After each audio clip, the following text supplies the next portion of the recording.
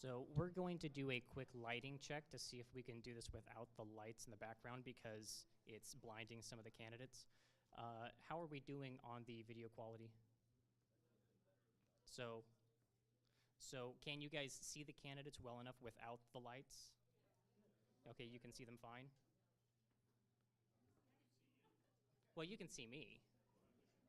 Well, that's not very nice. Okay, so we are happy with it without. Okay, and we're going to try it right back on again.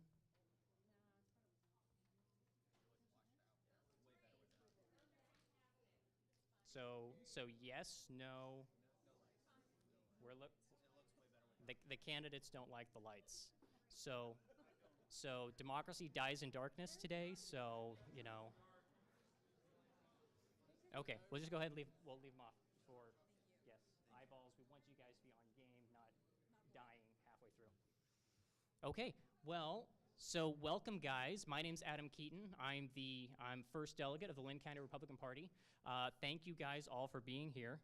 I want to remind you that there is no audio recording or video recording permitted aside from the authorized video cameras from Mark's Time Photography. And that's so that we can have a quality video out for you afterwards and so that we don't have people in the way trying to collect their own videos.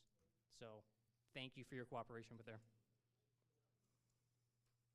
I'd like to welcome you all to tonight's Governor's Forum. This is a really, really big event that we can only hold every couple of years. So I'm glad you guys came out and made time for today. I'd especially like to welcome our online audience. We did manage to put together a live stream tonight. So, and that information was sent out. It should be able to find that on our website at linngop.com/votes. With an S, without an S? No S. Vote. linngop.com/vote. But then again, if you're already on the live stream, you already are on the live stream. But you can send that out to your friends if they couldn't make it. So, I'd also like to introduce our candidates. All of our governor candidates here, we thank you guys for making it out. We did, just as FYI, we did invite all governor candidates. 12 overtime accepted. 3 of them were not able to attend tonight, so we have 9 candidates tonight. And I want to thank you guys all for being here. So with that being said, I'd like to get everything started with a word of prayer, and then followed by the Pledge of Allegiance. All right, dear Lord, thank you for this day. Thank you for this time that we've been able to spend together. Thank you for these candidates who have stepped up to try to lead this state back into a state that we can be proud of. I ask your patience tonight. I ask for understanding. I ask for wisdom for the candidates and for the audience to make it discernible, to be able to discern the path forward for Oregon. Thank you. In your name, amen. All right, so if you join me for the Pledge of Allegiance. I pledge allegiance to the flag of the United States of America and to the republic for which it stands, one nation, under God, indivisible, with liberty and justice for all. Thank you, guys.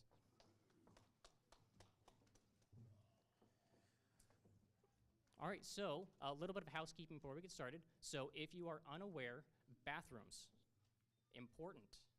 Bathrooms down the hallway, around the corner, on the left.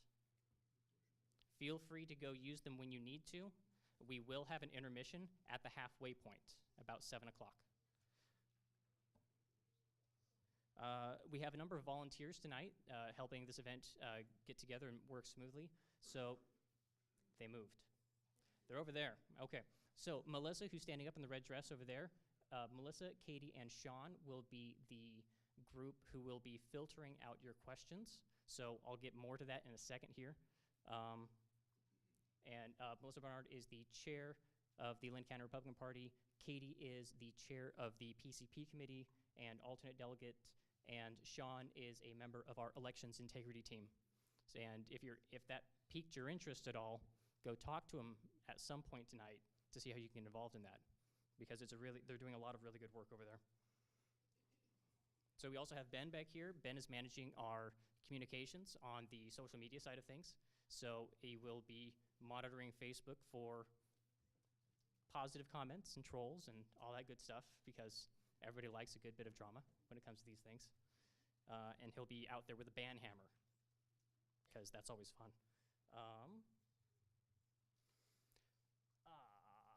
Where did Chantel in the back corner over there is our events committee chair. She helped put this event together. She was largely responsible for putting this event together, and I'd just like to give her a round of applause for getting us out here.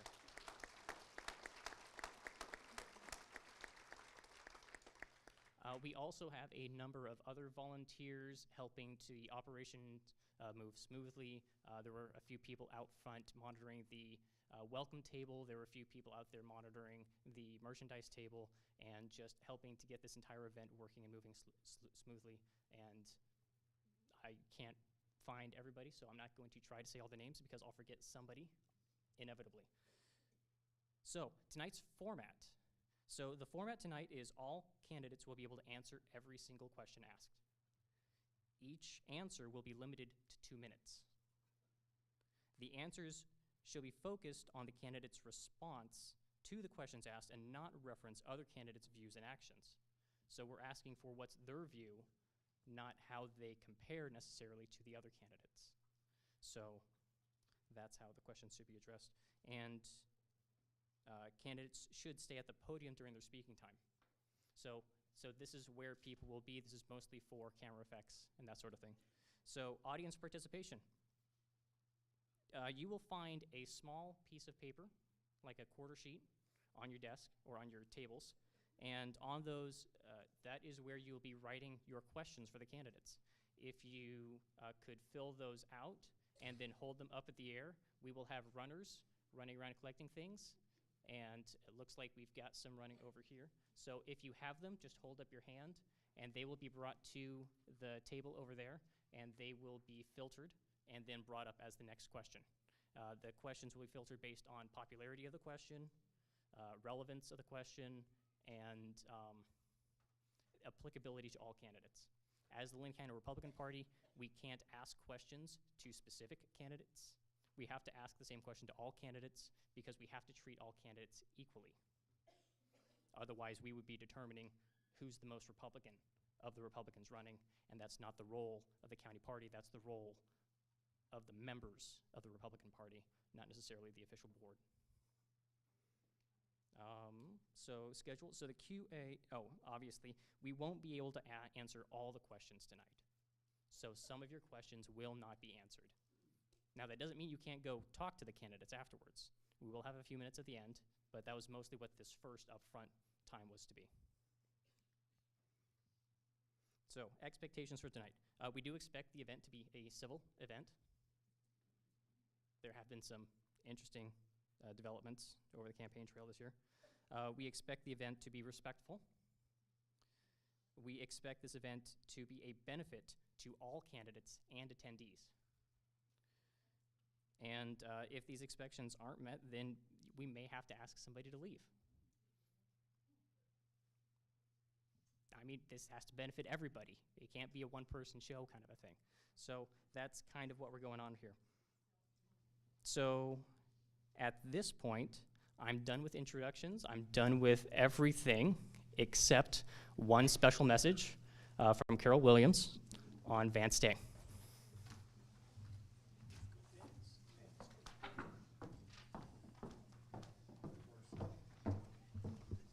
Thanks, Adam. I love Linn County. I'm from Marion County, but I just love this venue. They have the greatest things here, and I just am honored to be here tonight. I'm here speaking for Vance Day. I'm his campaign treasurer, and Vance could not be here. You'll find several. We try to put brochures on all the tables. Vance can't ask for money, but as his treasurer, I can. And many of you know, or if you don't know, the May 17 election is when the election is, the judges. And he's running for the Court of Appeals. He's the only conservative judge running. And if we elect him, he's going to be the only conservative judge on the Court of Appeals. And so it's really, really important that we get Judge Vance Day elected. So I'm here to ask for some money. I know all the candidates need money. Well, Vance does too. A gift of $100 will pay for 250 postcards to be mailed out. $100 will also pay for 1,250 robocalls because, you know, ballots drop next week. And so those will take robocalls that we can send out to people saying, vote and vote for Vance Day. And time is crucial because we're getting towards the end. We have 65,000 mailers going out this week. So we're very excited about that. So please, if you can donate, we have limited envelopes, but if you'd be willing to donate something tonight, just raise your hand. We've got gentlemen in the back that will pass out the envelopes for you, and then you can get them to me. One thing I just want you to know, we have almost 200 individual donors, and Vance's donors have almost all been $100 or less. So he doesn't have the big money donors. His opponent, almost all of her donors are lawyers and judges, and she gets $1,000 a crack. So he's grassroots. So I appreciate anything you can do. If you just raise your hand, the guys will bring you an envelope, and thank you.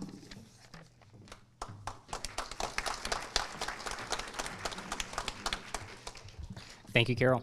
All right, and so without any further ado, we will go straight into the questions. And so the Linn County Republican Party has seeded the first question. I've already got a number of questions from you guys, so we'll be getting right into that real quick. But the first really, really obvious question, and I'll let you know the candidates already know about this question ahead of time, so they had a chance to prepare on this one. So there's a little bit of behind-the-scenes info tonight, but everybody got it, so equally. Who are you? And why should you be the Republican candidate for governor this November? Amber. And we're just going to go ahead and start and move, and then we're going to rotate questions as we go through.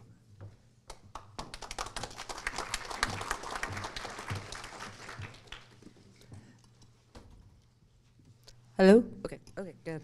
I talk really loud, so thank you guys so much for having me out here and having all of us out here. Everything's just really wonderful, so I just want to say thank you first and foremost.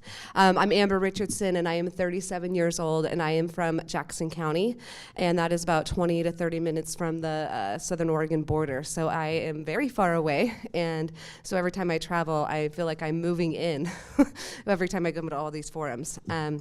So a little bit about me is I'm born and raised in Southern Oregon, and I think that it's time that we have patriots and not politicians in our government. Thank you. Some of the things is that important to me is that we need to get our elections back. And I think we need to get our forest industry back. And I also think that crime is outrageous, and that's something that we need to get is our police need our badges back. I'm for your gun rights, and when you go to my table, there was a little bit of a mistake, and it says I'm a gun control on there, so when you get that sticker, I'm actually for gun rights, so that was an oops. Also, my name is Amber Richardson, and R is for Republican.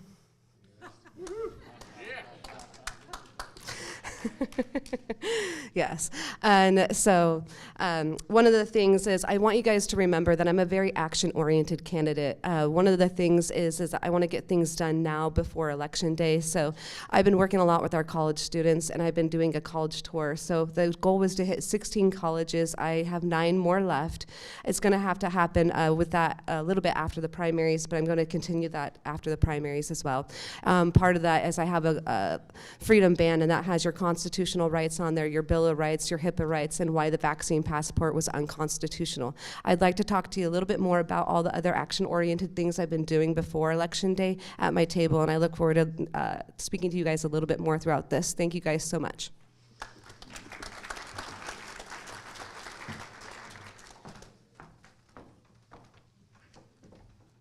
Good evening, everyone. My name is Bill Sizemore. That's Bill with a B. For the billions of dollars I've saved taxpayers in Oregon. I'd like to begin by just thanking the people for turning the lights down low. My wife has informed me that the dimmer the light, the better looking I am. So even a little bit lower would be good. You know, I've kind of played this game, if you will, at this level before. I was the Republican nominee against John Kitzhaber back in 1998, 24 years ago, when it was impossible for a Republican to have a hope of winning. And this time around, it's a whole new ballgame. The economy is not booming like it was, and John Kitzhaber was way more popular than any Democrat this time. In fact, I fully expect that the Democrat, there's a reasonable chance that they will come in third. Republican first, Betsy Johnson second, and the Democrat far left radical Dem third. Now, I want to tell you, you remember, how many of you remember H.W. Bush saying, "No new taxes, read my lips"? And that was the end of him because he did the opposite. I don't say read my lips, I say read my history. Because I've put 25 measures on the ballot in Oregon, and I've cut taxes by $10 to $15 billion just in the property tax realm. And I've put measures on the ballot to protect private property rights. I live now, I can't list all 25 ballot measures. That would sound not humble enough for me, all right? So I grew up in the Olympic Peninsula, and I milked cows, dairy cows, and I've set chokers, I've done all that kind of stuff. And then I've lived in the valley, in the Portland area for 40 years, 10 years now in Central Oregon, where I know the agriculture, the natural resources side of things, and I would like to be one of those guys who promises that I will veto every stupid, stinking thing that the Portland liberal Democrats try to pass. Thank you.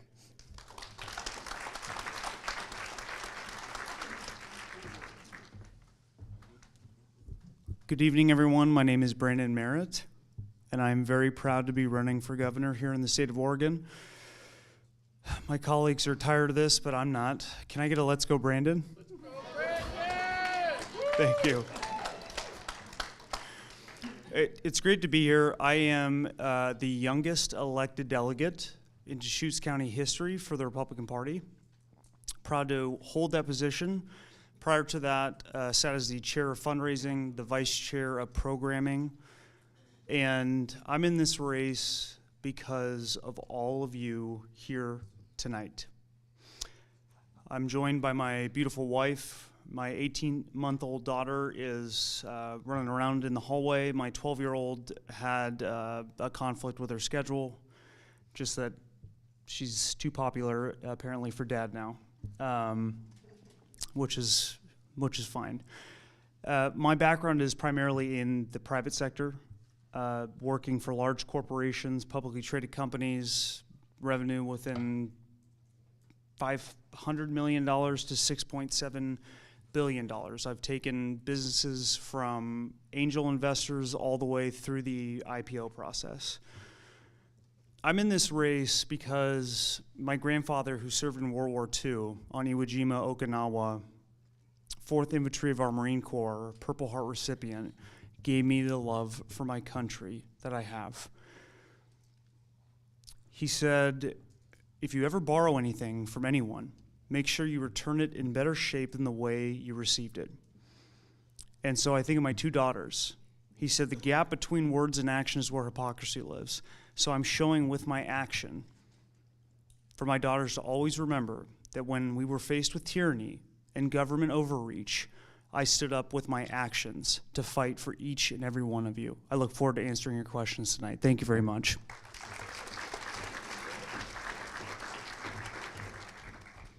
Everybody's taller than me. Well, I'm Brigitte Barton, and I'm really excited to be here tonight, and this race is wow. They're calling it the Wild West show across the country because there are so many candidates. But it's because it's a three-way race and because this is a red wave year, we have a chance to turn Oregon red, and that is so exciting. I am running as in fact, I will say I am the real Republican outsider. I have not held political office. This gentleman right here asked me earlier, and I said, proud to say I've not held political office. I think the career politicians have done enough damage. It's time for an outsider. And what I mean by that is no baggage, nothing to lose. I don't owe anyone anything, so I can do anything. And I will be your voice on these kitchen table issues that have been so ignored.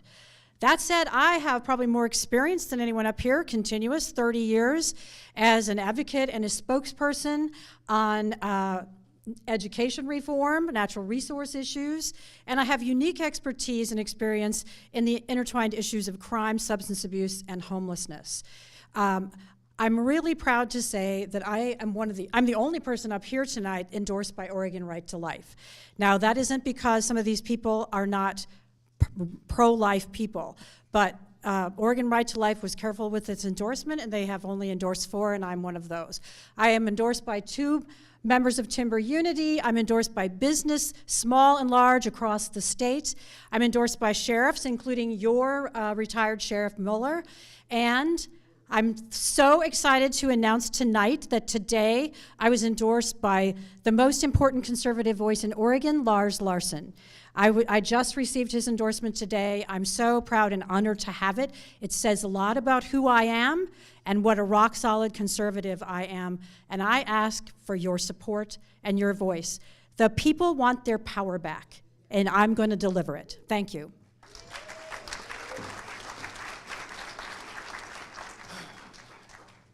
Hey, everybody.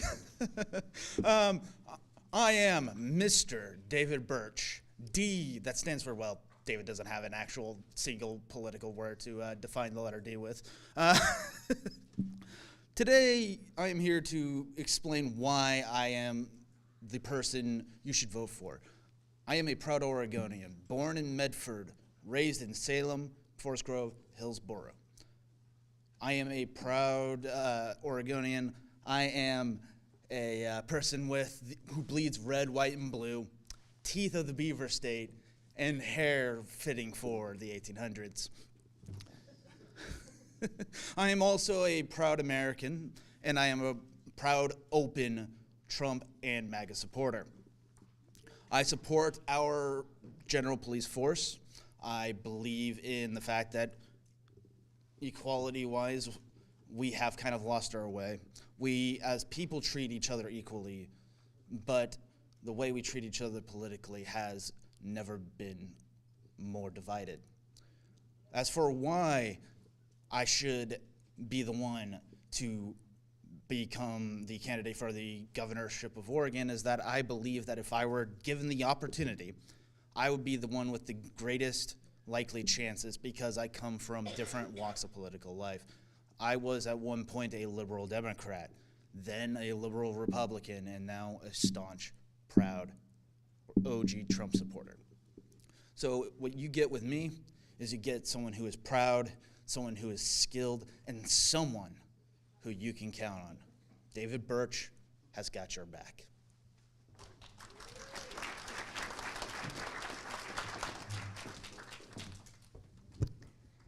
Hi, everyone. My name is Carrie Mcquisten, and I would like to thank the Linn County Republicans for inviting the A string up here on the stage, right?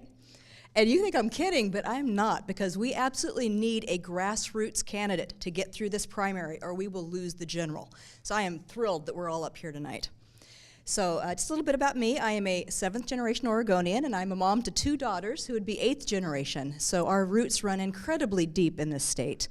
I was raised on a cattle ranch over in Baker County in the northeast corner of Oregon, where we managed our timber and we mined, and I've had 50 years of fingers in the dirt natural resources experience. I went on to get my degree in international relations from Willamette University, so I've lived on both sides of the state.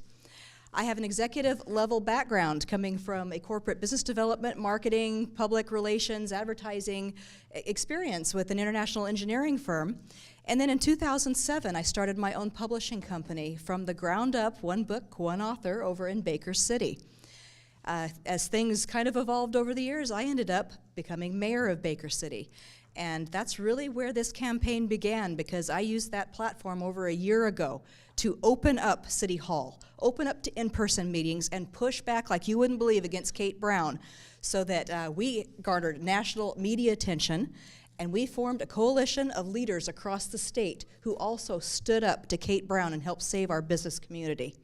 We can do this. You know, folks, this is war. It truly is. We have this election to flip the state red. 2 years from now, we could flip the state red for President Trump. What do you think about that? Yeah. So I have a strong campaign going here that I need to sum up in 20 seconds. But I'm endorsed by President Trump's right-hand lady for election integrity, Kelly Ward, former state representative Greg Barretto, hundreds of business owners and individuals, PCPs and chairs across the state. I can win this election. Thank you.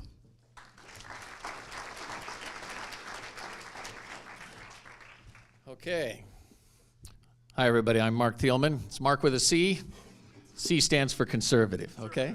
Anyway, and it's nothing like starting a trend, you know what I mean? It's really good. So anyway, it's so great to have everybody out here tonight. Linn County Republicans, as always, you do it with great style and great flair. I don't know if you guys know, but it was Linn County that sued Governor Brown for timber dollars that were missing. Way to go, Linn.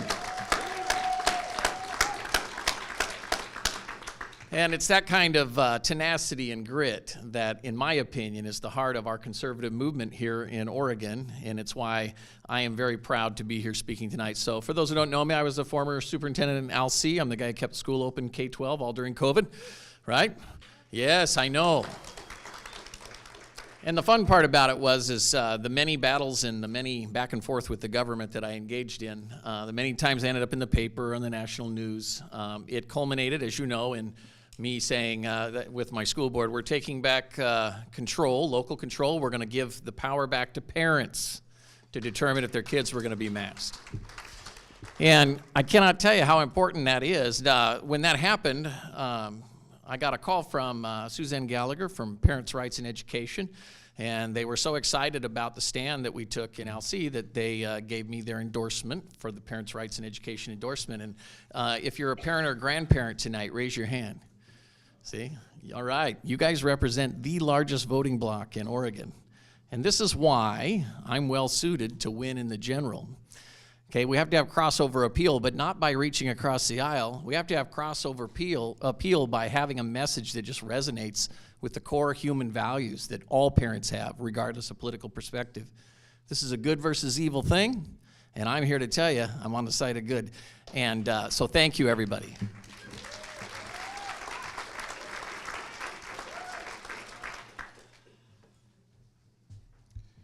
I think that all of us candidates get together way too often for these because we all know each other's things.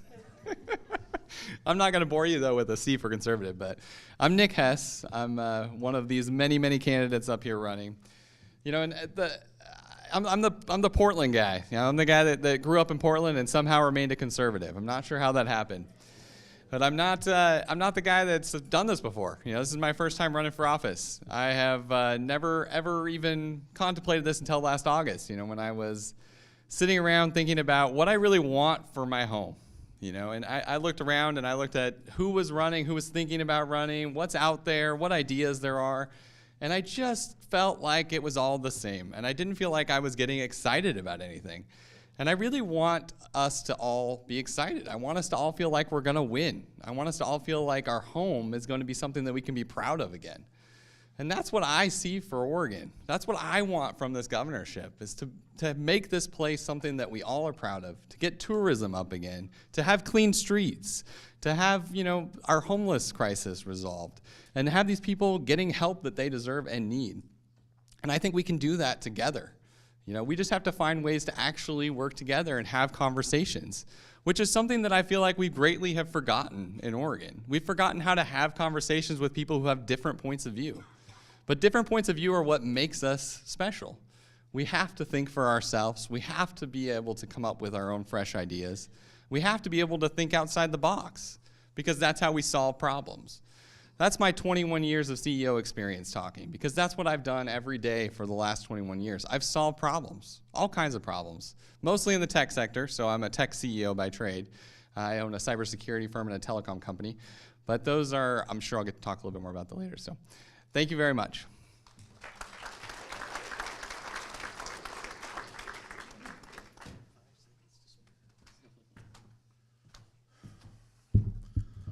Hello, Linn County. I'm Tim McLeod. This is my wife's county, the place where she was born and raised. 4th generation Oregonian or earlier. What brings me into this race is regular people.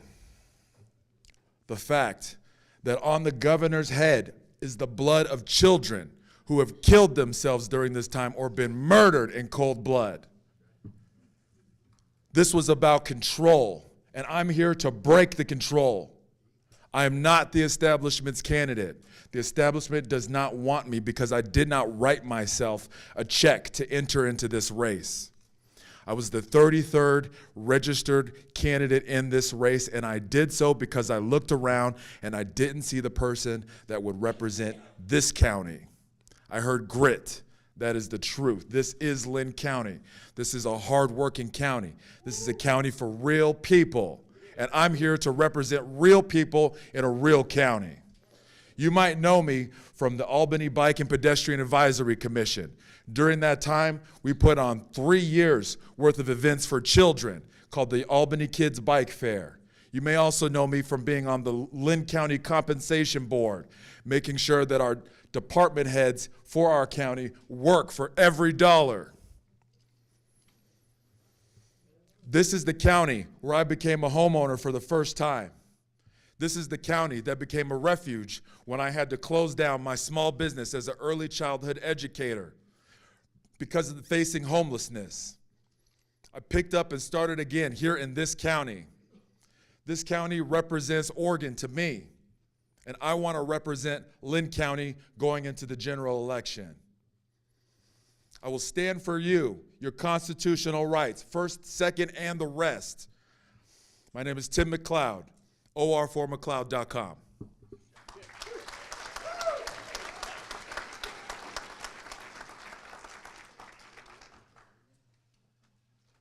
All right. Well, that was a great first question. Thank you, candidates. And I'm going to go straight into question number 2. This one is an education topic. Are you in favor of returning the Superintendent of Education and the Oregon State Board of Education to elected positions? I'm sorry, one more time. So again, I'm distracted by what's going on. yeah, I know. So as I'm sure you guys are all aware, so the best way to deal with trolls on the internet is to ignore them. So my recommendation. So are you in? Wait, but she was sitting here. Can we please stop? What is going on over here? So she was recording in violation of our request. Yeah, I do want to let you know that this fine lady in the red dress said that she wants to have me for trespassing, so I'm not going to be allowed back in. But this For is, real? excuse me, this is my ride. No, can we stop for Well, a second? she can. The candidates have a right to speak because they're a part of this. There are candidates up there that want So this was that whole issue of.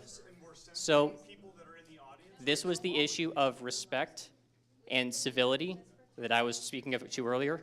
I would please ask that everybody return to the event as scheduled. What does the audience think about this? We're Republican conservatives, and we're having someone removed for trespassing because they have their phone out. Benjamin Franklin himself, the founding father, said, "Those who trade liberty for safety deserve neither." So once again, the next question that we're going to be asking the candidates is, are you in favor of returning the Superintendent of Education and the Oregon State Board of Education to elected positions? I guess she had her phone on.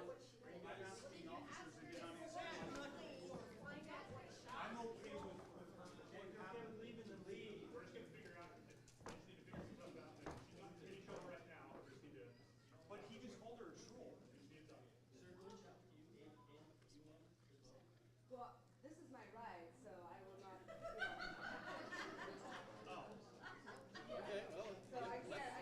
If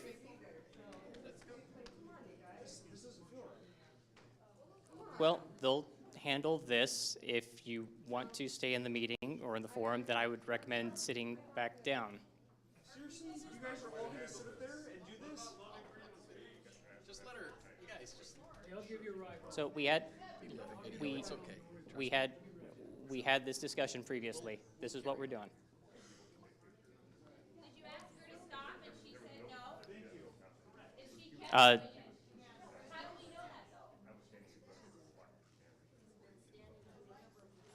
So everybody knew coming into this event that this was going to be a professionally photographed, professionally videographed event.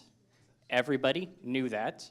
Everybody knew that we were not going to allow outside video, so that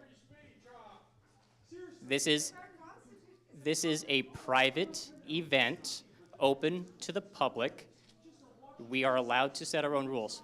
Now,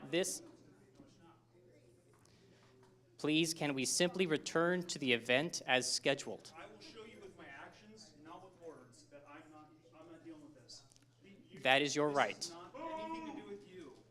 No, this has nothing to do with you folks. I'm not trying to disrespect anyone. I'm a conservative and a Republican. Yes, sir. What did you say? I don't want to. I don't want to. It's my right.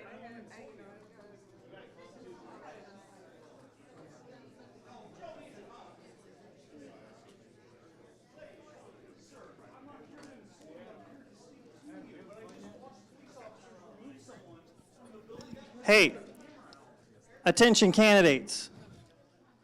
I'm Ryan Murphy, Marks and Time Photography. They hired me to video this in a professional way. All the candidates have access to it. It's live recorded. There's no editing. I'm a Trump supporter. You don't have to worry about it. But let me just say, all of this is going on the internet, and everyone is seeing the dysfunction that a few of you are creating right now. All right? Now, I would like to turn that around right here, right now. All right? Then here's the deal, though. She's not going to come in. We asked all the candidates, we let them know we're videoing this professionally, we're putting it on the internet, so all the Republicans, for once, look like something that Oregon would want. And you're taking this away. Hey, I want you to know, this lady knew ahead of time that we were going to record and we were going to do something that looks professional for the public. All right? Looks professional, and you used amateurish headlights. You were blinding the candidates. All right, sir. You go buy your gear and do your own thing in your own room. I don't care. Because I'll be honest, you don't have a jackass worth of chance of getting the governorship. All right. You say I'm the immature one, but look at you.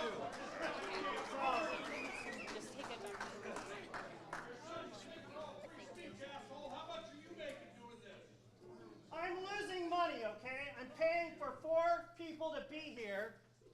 All right, paying them $20, $15 an hour, and I'm not getting paid much. All right? You took a cheap shot because you got triggered. Together, have a seat, and rejoin us. Let's go back to what our night is about, please. People will support people like Brendan and I for standing with our citizens.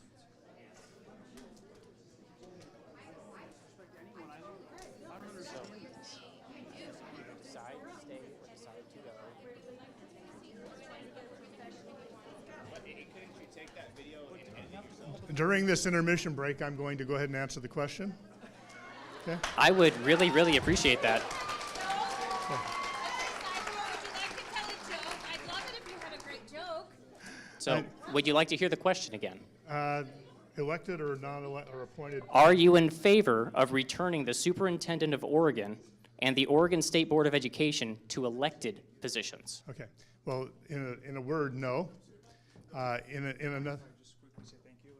Yeah, say thank you and leave. I just want to say thank you so much for having me. I'm very sorry if you're taking this personally. I'm here for you, to speak to you, to share more about my background and what just happened. I cannot stand for, and I don't believe as conservatives or as Republicans this is appropriate. Thank you for having me.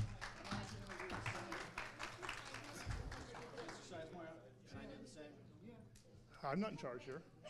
I'm glad everybody's asking me permission to, but I'm not in charge yet. I'm going to keep this civil, don't worry. But I am heading out. So you're leaving? Yes. I'm sorry, but this is... If you want to briefly and then leave, that's fine. I apologize for my, hot-headedness, but this has been a severe wake-up call for me.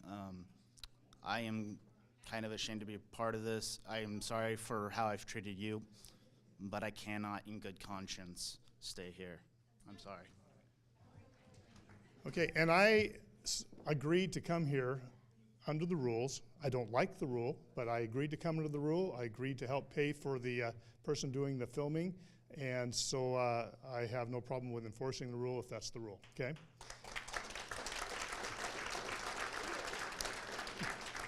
Okay.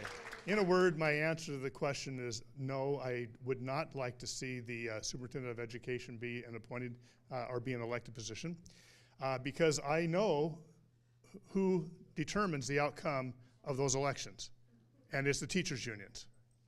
They handpick who's going to be there, and they fund that campaign to the hilt. It's the public employee unions, and especially the teachers' unions, that have Oregon by the throat. They call the shots. It's not the liberal Democrats. It's actually the people who fund the liberal Democrats. Just like, you know, George Soros funds those DAs that let all the bad guys out of jail the same day they're arrested. Well, the public employee unions, and especially the teachers' unions, are the ones funding the liberal, left-wing, radical Democrats from Portland and Eugene who are running our state into the ground. And so if you have that position be an elected position, you will not have somebody that's qualified. You will not have somebody that is experienced. You will have someone that is handpicked to do whatever the teachers' unions ask. That is no exaggeration. I have worked with the teachers' unions closely and always opposite them. At one point, the teachers' unions came to me and said, Bill, you owe us $4.4 million. Another story, total bogus, but I did owe them 4.4. They said, you don't have $4.4 million. We don't want $4.4 million. We just want you to go away. If you'll sign an agreement to stay out of politics for 16 years, we'll forget the money. I didn't accept their agreement because I recognize that they are indeed a cancer on public education, and we can't let them decide who's going to run the show. Thank you.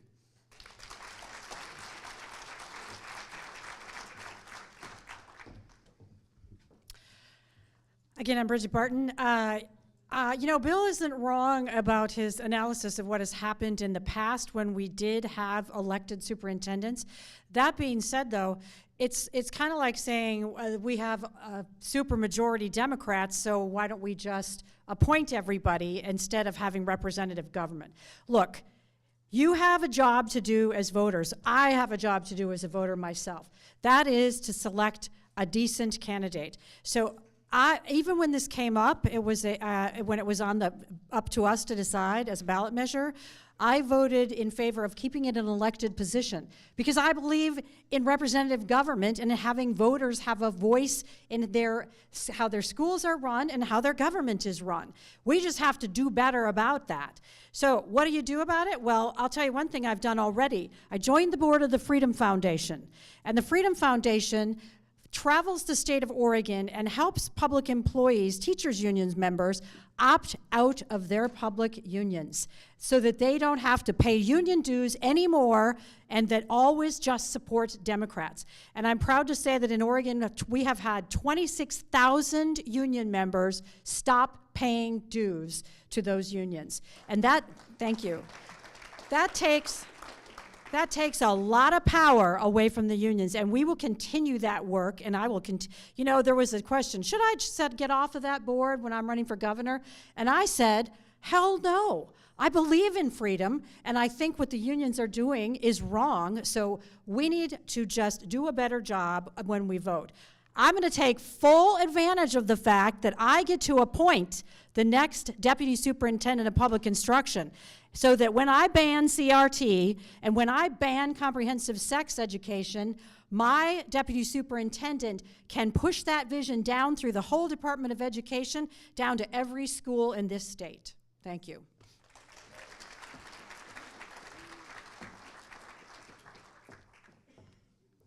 I want to take about 30 seconds of my answer to just thank you guys for providing me this opportunity tonight. I also want to thank Marion County, Umatilla County, Baker County, and Malheur County, who are absolutely dragged through the mud this last month for doing the exact same thing. I think as candidates, we need to stand up here and be mature and comply with the rules that we agree with ahead of time. So thank you all so very much.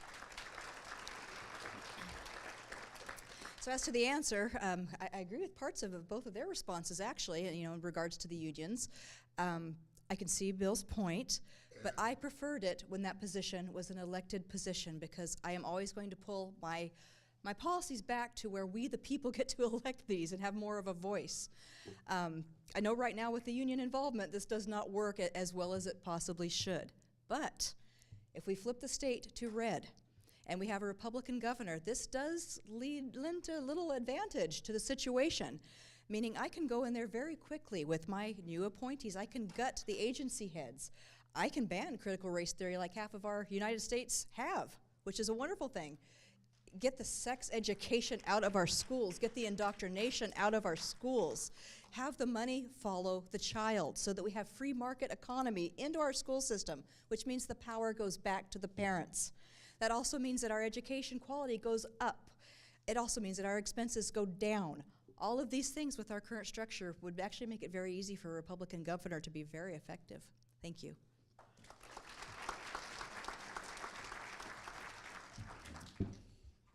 All right. It's a good thing we start out with the education questions. So, as a public school superintendent and the only conservative one declared in the state of Oregon, that is what we call out of balance. To be a conservative as a superintendent is a very lonely thing indeed. And it shows you, though, the power of leadership in terms of whether we have an elected position or an appointed one. There's pros and cons to each. What matters most is leadership.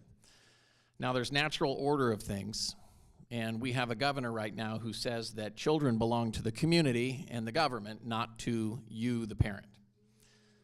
Okay, that is out of balance, because if you go back to before there was government, okay, go back to living in the cave, I have a feeling those parents thought their kids belonged to them. I don't know about you, but I'm a father of 9, and recently my daughter said, "Dad, I need some money for a prom dress." And I said, "Well, go ask the community, honey, or the government."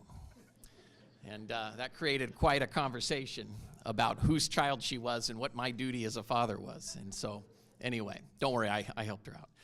But the beauty of it is it's a relationship that we're entering into. And we need to elect a governor, not only who will ban divisive ideologies, but will focus on putting parents back in charge. Parents are the experts on their children. And in my school district, we applied a business model where parents were the customers. We were a charter school. We bus kids in from all over. And the quality education and the relationship we generated with their child and with them as a family was the product. Wouldn't it be nice to have confidence in all our schools again? And that's why I was the chief petitioner for the school choice initiative.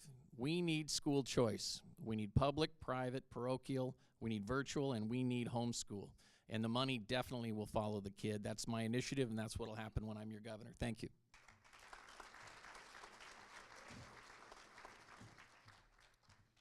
So in answer to the question, yes, absolutely, it should be elected, because we should have much more things being elected and voted on. We have far too many decisions are made by small groups of people that don't relate to everyday people. So we absolutely need to have those conversations with everybody and get people to see things in a different light. And coming back to education, well, actually, I'll talk on the money thing first. So Bill's absolutely right. There's way too much money in all of this stuff, in politics and elections and all of that. And that's why it's really important to me that we have some kind of campaign finance reform. It's something that a lot of candidates don't talk about, but the unions especially spend millions of dollars on every single election. And that money sways those elections. You know, we have to mitigate that and get that out of those elections before we can do anything. That will take away that power. It's great to have them opting out from paying their union dues. That's fantastic. And that's one part of it. But the other part is to take that money out of politics altogether. And that's the key to get that done. So on top of education a little bit, since everybody's gone that way, you know, the reality is that it's easy to say that you want to ban all of these things. It's a lot harder to do in reality. Because at the end of the day, we have radicalized teachers that will teach our kids anything that they want to. And without transparency into the classroom, without some kind of oversight, without some kind of checks and balances, it'll never change. No matter how many laws we put in place to change it, you will still see the same things being taught in the classrooms. We have to have transparency going into the classrooms. We have to have people's minds be changed on what they're teaching. Until we do that, nothing's going to change. So, thank you.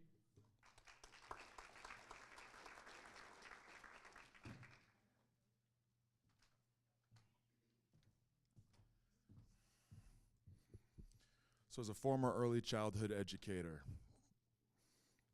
I'm not surprising anyone when I say our schools are broken. My wife was a healthcare administrator at the top of her career who left her role to become a homeschool teacher. But I know that my children are in better hands during the day than they were before.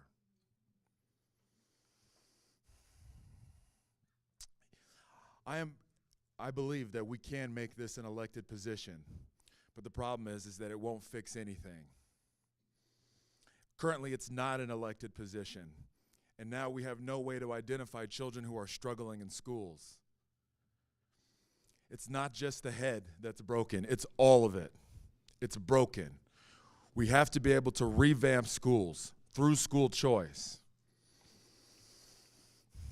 We need to be able to recruit new education opportunities here in Oregon. As an early childhood educator, it was my goal to make sure that the children that came into our school were ready to take on the challenges of kindergarten and beyond. That's slipping away. We can't afford to have kids that don't know how to do basic math or spell or read. This will cause us to see all of homelessness increase, drug use, poverty, and crime. They are around the corner for a situation in a time such as this. Yes, make it an elected position and add campaign limits. Give everyone an equal chance to run for the office and give the voters the opportunity to decide who they will prefer to teach their kids and instruct their kids. Because right now it's a losing proposition. Our kids are failing. We must do better.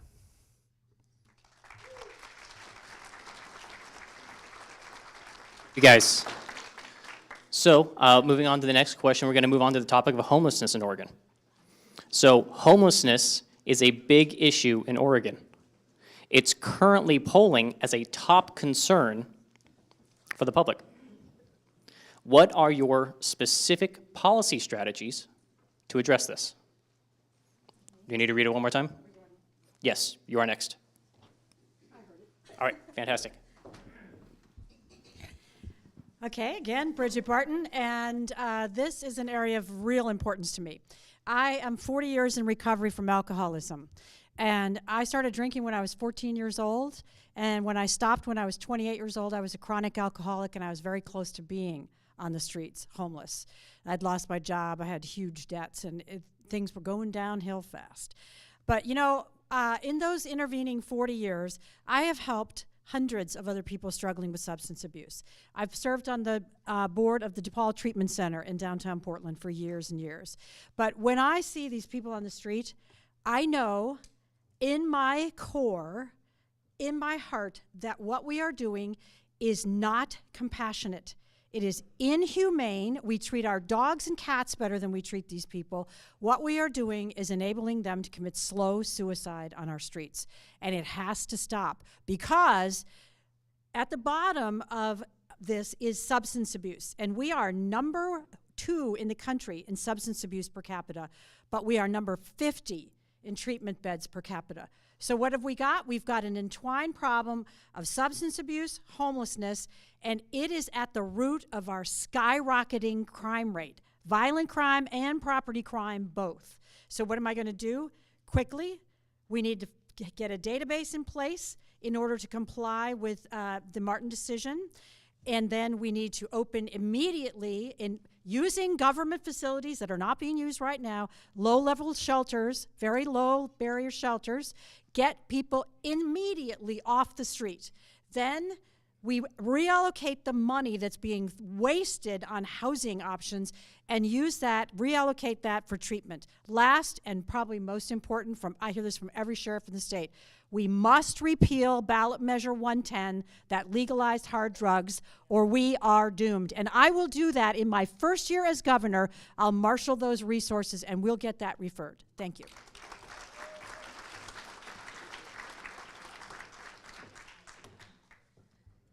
So the issue of homelessness is not just a Portland-Salem issue anymore. It spans every single corner of our state. And I know this because I'm dealing with it right now as mayor of Baker City. I can tell you that Salem has absolutely created this problem for Oregon. They have resourced and put housing first until we've become a magnet for the homeless community in every other state to come here. Can't keep doing this. The legislation that was passed during the last session actually needs to be backed back out somehow, put on the ballot, gotten rid of, because as a city, we're twisting ourselves into a pretzel, making ordinances, trying to figure out the place we can put these folks where they will least harm the other members of our community. Absolutely ridiculous.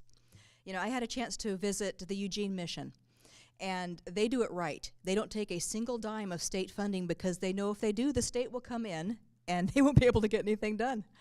So we need to model that.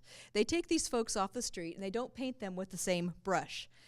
When they're in crisis, when they're in trauma for the first 2 weeks, they're allowed to decompress. Then they're treated one person at a time as individuals so that we can find out exactly what's going on with these folks. You know, do they need reconnected with their families? Do they need addiction help? And then they're moved on to the next stage where they can have a home of their own and follow up with that. That's the perfect way to do it, because then our homeless industry shrinks and the employees from the state and the resources and the programs shrink. When that happens, we absolutely know that we've had success. What we're doing right now is failure. Thank you.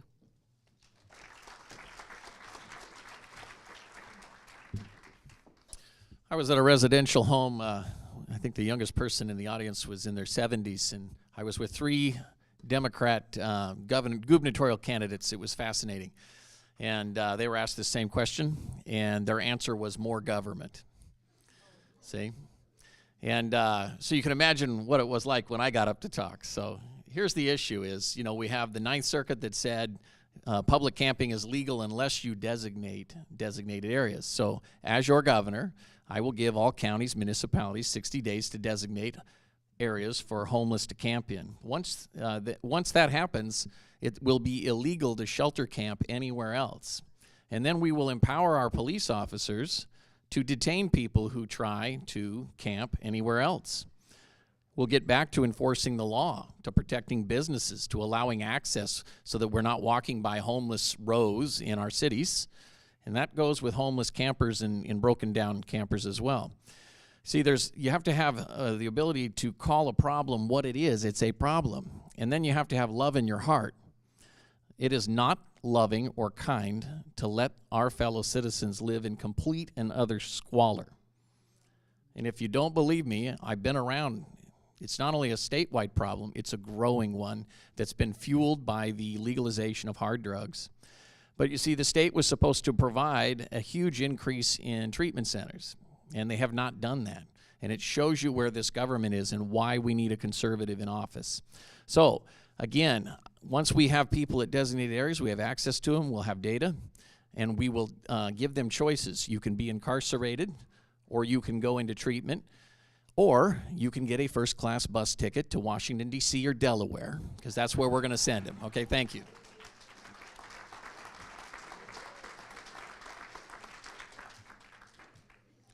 So living in Portland metro area, this is really close to my heart, obviously. I see it every day. When I'm out on the streets, when I'm going to client locations, anything, I'm tripping over sleeping bags and tents. And these people have moved in. I mean, they got tents bolted into the sidewalks. I mean, it's bad. It's real bad out there. But a lot of these people are in crisis, and it's important that we understand that. It's important that we understand that they come from all different walks of life and they have different stories. And they're all unique in what they need. I visited at least 19 different facilities across the state that are nonprofit-ran facilities that are doing really good work at helping these people get back their lives, helping them find a new way forward, helping them find housing if they need it, helping them find, mental health treatment facilities, even though we don't have enough of those. That's a major problem in this state. We all talk about Measure 110. There's $270 million in that's unallocated for new treatment facilities. Where is it? Why hasn't it been allocated? I'll tell you why. It's called a Certificate of Need. Oregon Health Authority directs other hospitals the ability to blockade the adding of hospital beds because it would hurt their profit. That's not okay. We need a Republican governor that's willing to take that and say, no, I want every mental health facility that you are willing to open in the private sector to open. And we also need to take the government out of our homeless problem and put it on nonprofits that are showing proven results. Taxpayers deserve a good return on their investment. And that means proven results with metrics of success. We don't say that enough. But there are good programs out there that have proven success. Rogue Retreat is one that I tout a lot. 61% success rate at getting people off the streets and into long-term housing with jobs in under a year. It's a closed service model in partnership with the Sheriff's Office. It works. It's proven that it works for over a year and a half now. We need to expand those type of programs that's showing proven results across the whole state. Thank you.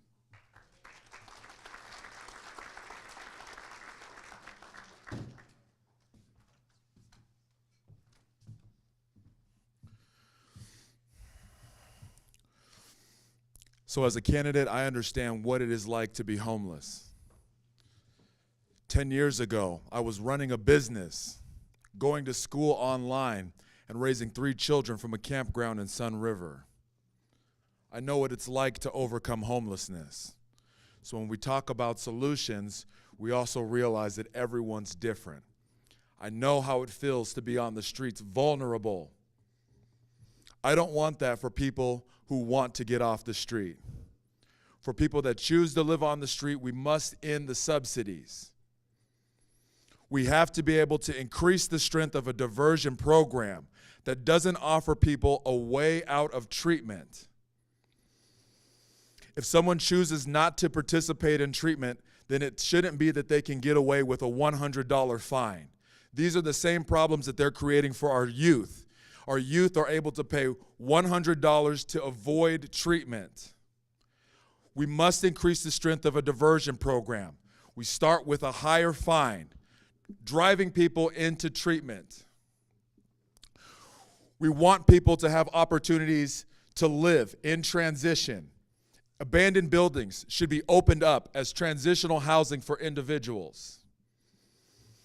Avoid the blight, making sure that people don't stay on the streets. Our businesses don't want people camping in front of the streets. We don't want people making permanent structures in our public infrastructure and our roadways. We must end interstate camping. It must go. And we also need to make sure that while we're assessing people who are needing treatment, that they are not committing crimes. We must arrest people who live on the street and commit crime as a result of their drug use. We have to end these broken programs. Measure 110 must be repealed.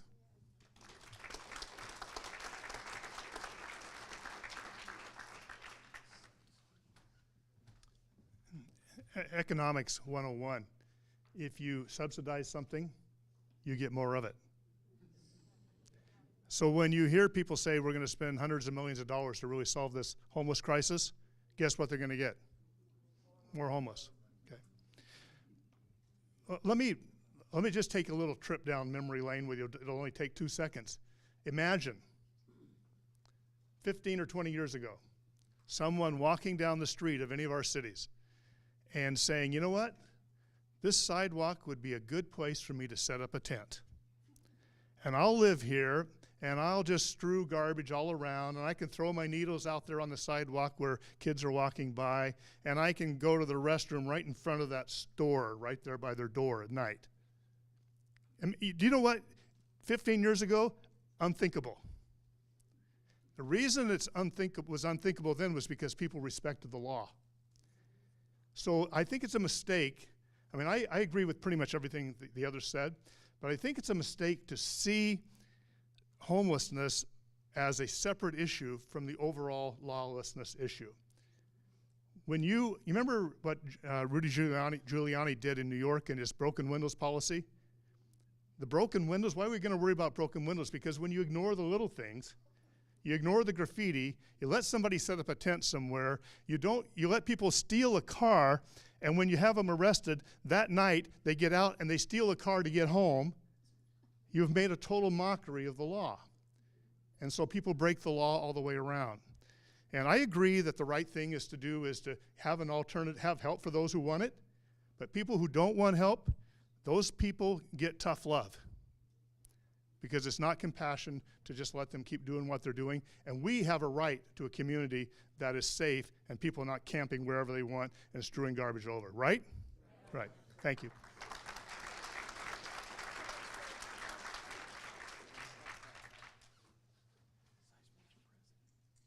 All right, so the next question that we have from the audience, do you support Oregon becoming a constitutional carry state? If so, how would you implement it? That is the best question ever because this is near and dear to my heart. Absolutely. I would love to see Oregon become a constitutional carry state. It bothers me to no end that I have to go in and get a permit to concealed carry. That shouldn't be happening. So there are a couple ways we could go about this. We could go through it legislatively. I think I would actually prefer getting it onto the ballot and have a constitutional amendment. So those are my thoughts. A little bit of background on my Second Amendment fights here over the years, because actually next week I'm going to be on a stage with Willis Lee, who is the first vice president of NRA up in Oregon City, and I am going to be presented with a Freedom Defender Award for my fight for Second Amendment rights, right alongside this gentleman. And I can't tell you how exciting this is, because back in 2018, I was part of Baker County's effort to write and get on the ballot our two-way preservation ordinance.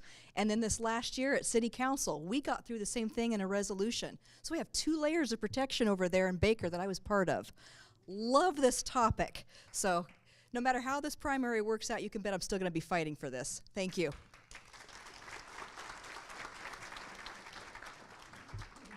All right, leave it to Linn County for the awesome questions. So real quick, I was on Lars Larson this week, and I'll go in Brigitte's shadow.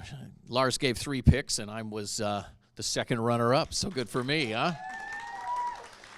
So one of the things I said on Lars is that we're going to strengthen the Second Amendment. We have to strengthen it. We can't just try to hold the line.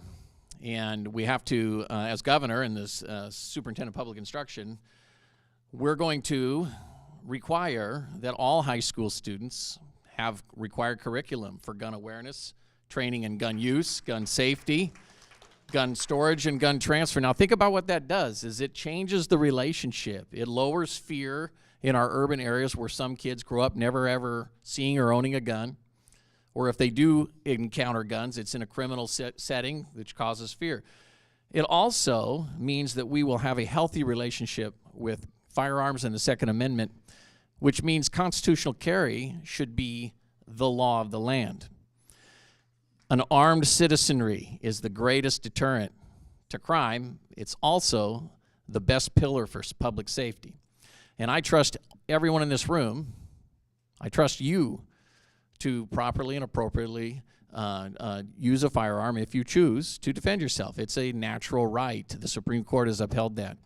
So just so you know, today is a big day because I think it's because I was talking about constitutional carry so much that today, just before this event, Kevin Sterrett of the Oregon Federation of Firearms called me and told me that I am receiving their endorsement because of my strong stance and support for 2A and my position of putting it into high schools and training all kids in guns. So thank you. Appreciate it.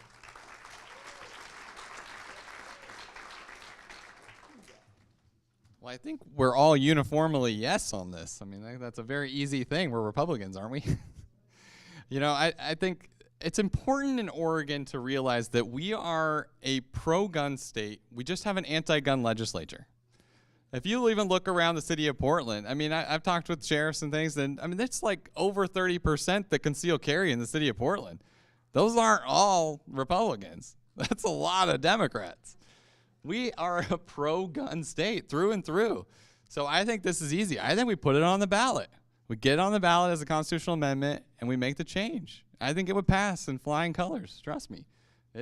I have plenty of Democrats that come out to events that are worried about gun rights just as much as Republicans are.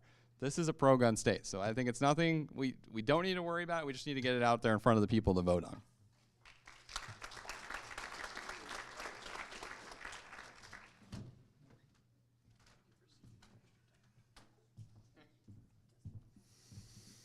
One year ago, I experienced a child who was shot in the head and would later die in an incident that happened in an elementary school parking lot. And I defy the current governor to tell me that it was caused by gun control. I defy the governor to tell me that any gun control measure would have saved that boy's life, because it would not have. I'm for a referendum voted for at every county level, and with the majority of the counties voting for open constitutional carry, it should go to the ballot. We need the people to decide. The people must decide how they want to utilize their constitutional rights. It is your rights. They belong to you, not to the governor. As your governor, I will veto any legislation that comes against your constitutional rights. 1st, 2nd, 14th, 20th, it doesn't matter. I will stand for you and for your constitutional rights throughout my administration. And that is a promise that I will fulfill.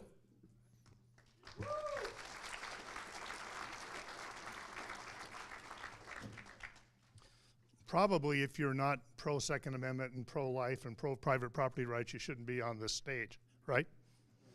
So,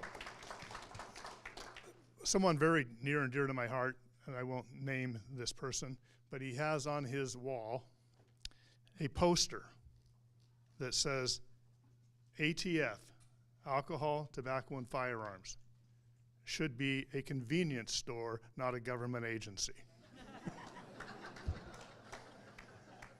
One of the things on the way to constitutional carry, which frankly I don't think would pass in Oregon right now, unfortunately, one of the things I would like to do as governor, as quickly as I can make it happen, is require Oregon to reciprocate on concealed carry permits with other states. I had to go to Idaho and get an enhanced concealed carry license so that I can carry in 35 states, including Oregon, because Oregon wouldn't recognize a license from anywhere else. So I have an Oregon concealed carry license and an Idaho enhanced one. And so this is, I'm not going to take any more of my time and just say 100% that people should have the right to carry guns, and the government shouldn't have anything to say about it as long as you're a law-abiding citizen. Thank you.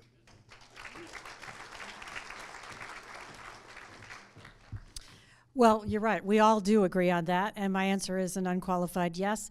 I agree with Carrie. We probably couldn't get that through the legislature right now, and I think Bill's probably right. We probably couldn't do it at this point yet, even by ballot measure. But it's worth pushing. Mark mentioned some good ideas to kind of get the public thinking in the right direction. You know, one of the first people I visited was your retired sheriff here talking about the Second Amendment. I live in West Linn, which is a suburban Portland, and I made the mistake back in the summer of 2020 thinking that Portland was like it used to be and that I could go down there by myself at night. And driving home, it was dusk actually, and on Front Avenue, some of you have been there, I saw a group of Antifa coming at my car, and they had weapons, they were masked, they were all in black. I totally panicked.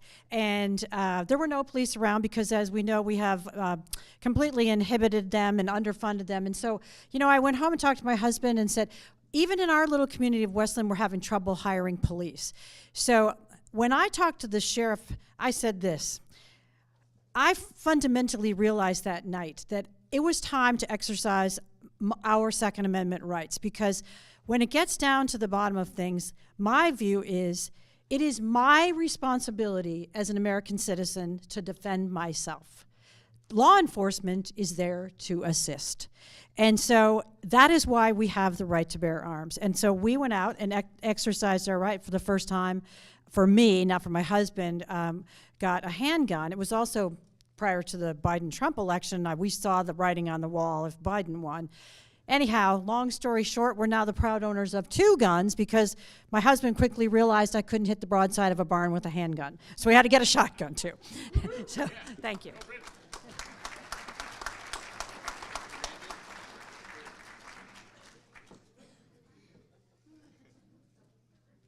All right. So next question is going to be for Mark. So what are you going to do to help veterans and the care for their mental health? Awesome. Well, one of the things that I've consistently said, are there any veterans in the room? Maybe raise your hands or stand up even. You know, hey, round of applause. Thank you for your service.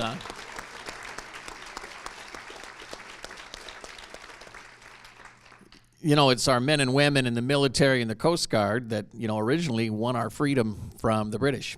And remember why the revolutionaries fought. They fought not for the tea tax or not because of representation, but it really boiled down to the fact that enough people concluded that the British would not let us govern ourselves.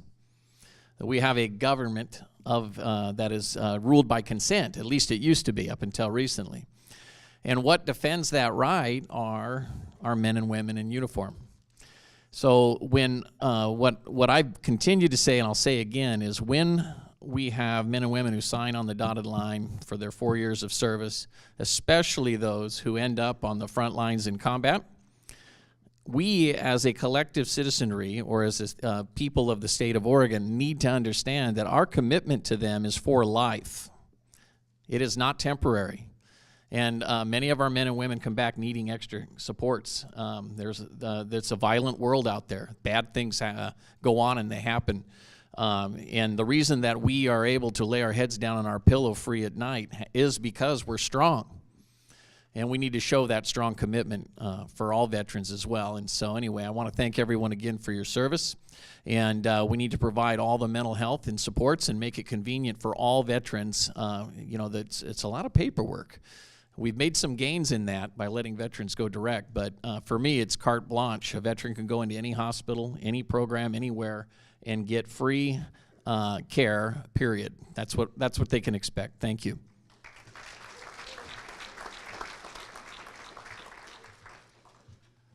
I have a great deal of military in my life. I mean, I have my grandparents, siblings that have all served, and I care deeply for what they are going to be facing. You know, the benefits that are out there are incredibly difficult to get. The paperwork is extensive. The quality of care is terrible. But it doesn't stop with just them. I mean, especially when it comes to mental health. We have mental health issues in all levels. We have it in our kids. We have it in our teachers and every realm of things. And we need more mental health resources. We just have to have it. And we have no will to have that happen right now. And when was the last time you heard of a new mental health facility opening up in Oregon? I'll tell you, there hasn't been one for the last 3 years. You know, there's been a couple that have tried and they've been blocked. Again, like I said before, by the certificate of need. Until we change that, we're not going to see any difference. We're not going to see new facilities getting added. We're not going to see new beds opening up. We're not going to see new resources. And we need to get that started right away because it takes time to build these. But these people are in need, just like our homeless people, everything. They need the services just as badly. And I agree with Mark. They should be able to go anywhere. They don't need to go, just to the VA. There are other concerns too, like the federal money that we receive for some of them that ends up disappearing because we have no transparency in our government. And without transparency, we don't know where all the money goes. But I've heard from multiple people that there were resources that were given to us by the federal government that were aligned for, veterans, that it never ended up anywhere with any veterans. And that's a concern. And we don't know how many other concerning things like that are out there because we don't have transparency. So until we change that, we're not going to know. But these people need our help, and we should be helping them. Thank you.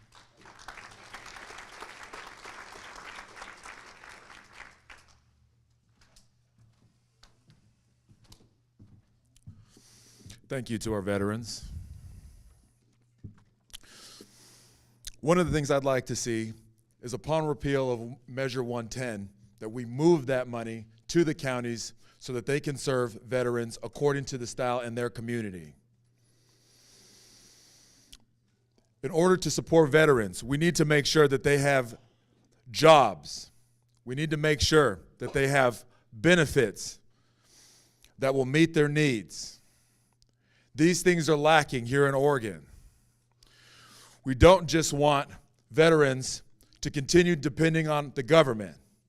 While that is a right that they have because of their service, we want to make sure that veterans are able to transition back into our communities with jobs that support their families.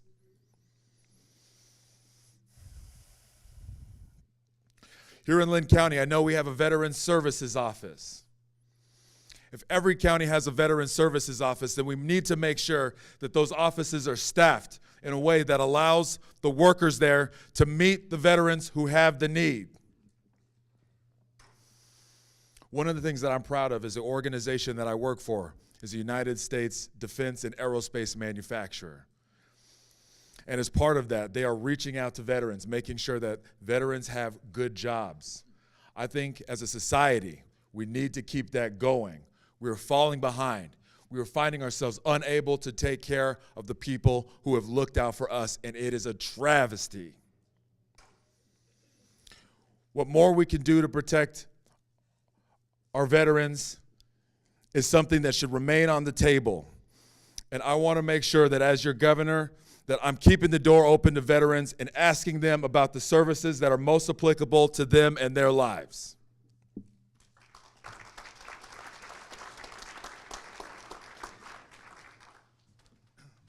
Not a lot to say that hasn't been said already.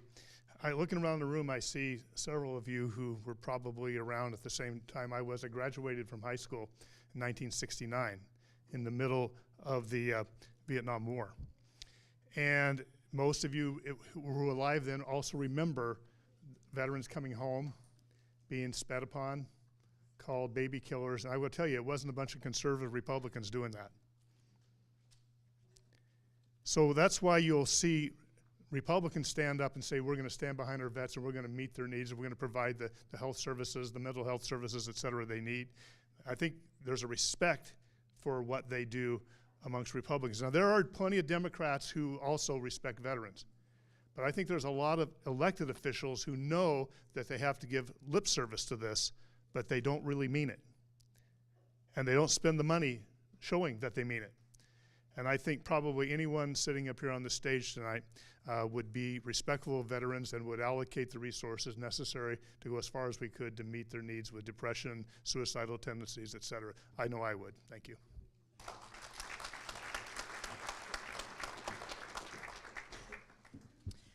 Yeah, pretty much amen to what everyone else has said so far. You know, when I've been out on the campaign trail, I've been lucky to visit over in Central Oregon, the Veterans Ranch that reaches out. It's a private organization, reaches out and serves veterans that are, you know, that are just plain struggling. Not necessarily mental health issues, but just having a hard time. And they're also adding, which is really a very nice thing, some hospice care for veterans who have nowhere else to go.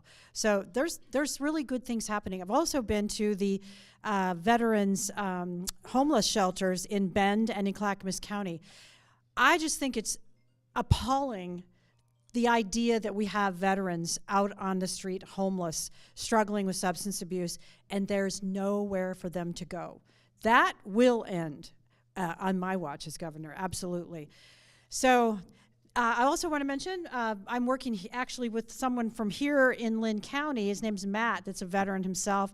He's been through a lot of struggles and has formed an organization that helps younger people that have been through the Iraq War and others, so in Afghanistan. So he's doing very good work, and I will try to carry that forward into the governor's office. Nick makes some really good points, though, about the mental health services in general and this certificate of need problem. This is how it's managed in the state. It does not have to be this way. We can change this if you elect a Republican governor. You know, when Kate Brown summarily fired literally thousands of doctors, nurses, and first responders who didn't want to get the vaccine, our healthcare system imploded. And the mental health care system never existed to begin with. So the problems that we're facing right now are shocking. I've talked to some doctors recently that are emergency room doctors and such. They say they're predicting out-and-out disaster in our hospitals. So we've had strikes, you know, with nurses up in Portland. We're facing some serious problems that have to be fixed.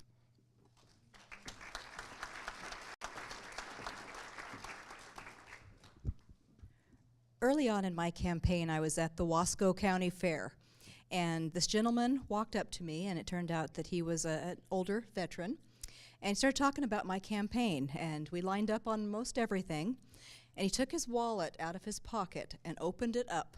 He had $5 in that wallet. And he made me take that $5 bill. And I'll tell you, out of all the donations that I've received over the months, that's the one I'm going to probably be remembering and looking back on for the rest of my life. Because I know what that gentleman did for our country, and you have to love and honor and respect it. But did you know this last year or so, Kate Brown actually shut down the med-surg floor of the Veterans Facility in Roseburg? She also closed the Veterans Hospital in Portland. Why? So one of the first things on my list is to go back in and open up some of these facilities. We absolutely have to, and with that, the mental health facilities that could benefit others besides veterans as well. In Oregon, most of our veterans have to travel on average about 2 hours just to get help. Eastern Oregon, we're going all the way to Boise, a 2-hour drive to get help. And then you get there and there's a lengthy wait. That needs to be narrowed down. We have to be able to let these folks come to some facilities that aren't just one here and one there and one another 4 hours away. It's absolutely ridiculous, and I think that a governor could get in and advocate for that and make some changes financially that would allow that to happen.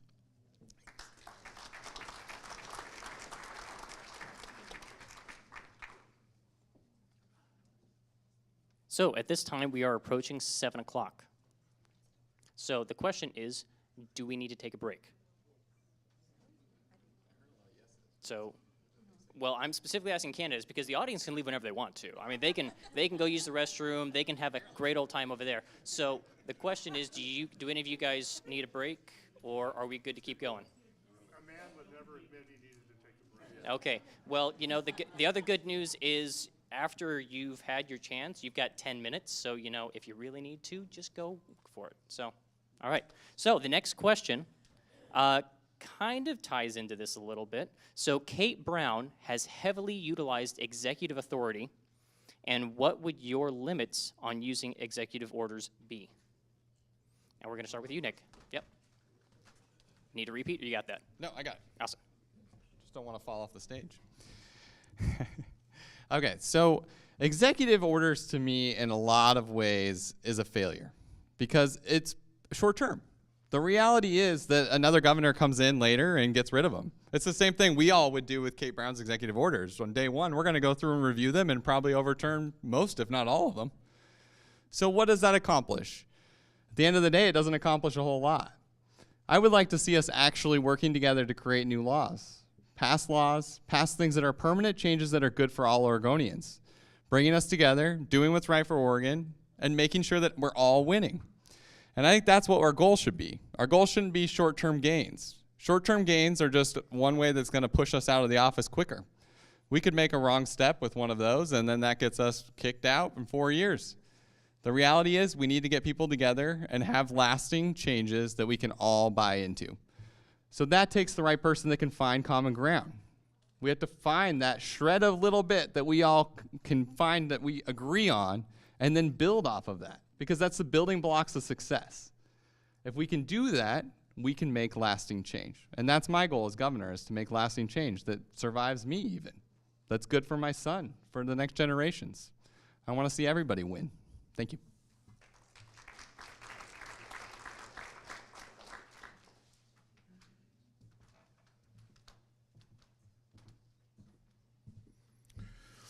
So one of the things that draws me into this race is the governor's use of the Emergency Act, which has circumvented the legislature, the Oregon Constitution, and every Oregonian. It is a disgusting use of executive power, and it's not constitutional. I would prefer to see fewer laws passed with more consensus that help more people, rather than passing laws by circumventing the Constitution. As your governor, I will add new limitations on the use of the Emergency Act. The Emergency Act is intended for emergencies, believe it or not. For us, that means natural disaster. And God forbid, it might also include a terrorist attack. Under these circumstances, the governor should use their authority to protect the people. We haven't seen that. What I've seen under the Emergency Act is children dying. We need to bring an end to non-constitutional supported acts inside of our legislature and our executive offices. It is killing us. As things advance, I'm willing to work through the legislature to accomplish goals for Oregonians. What I won't do is take away your power and enact my own executive orders at my whim because it's disgusting use of power, and Oregon has had enough.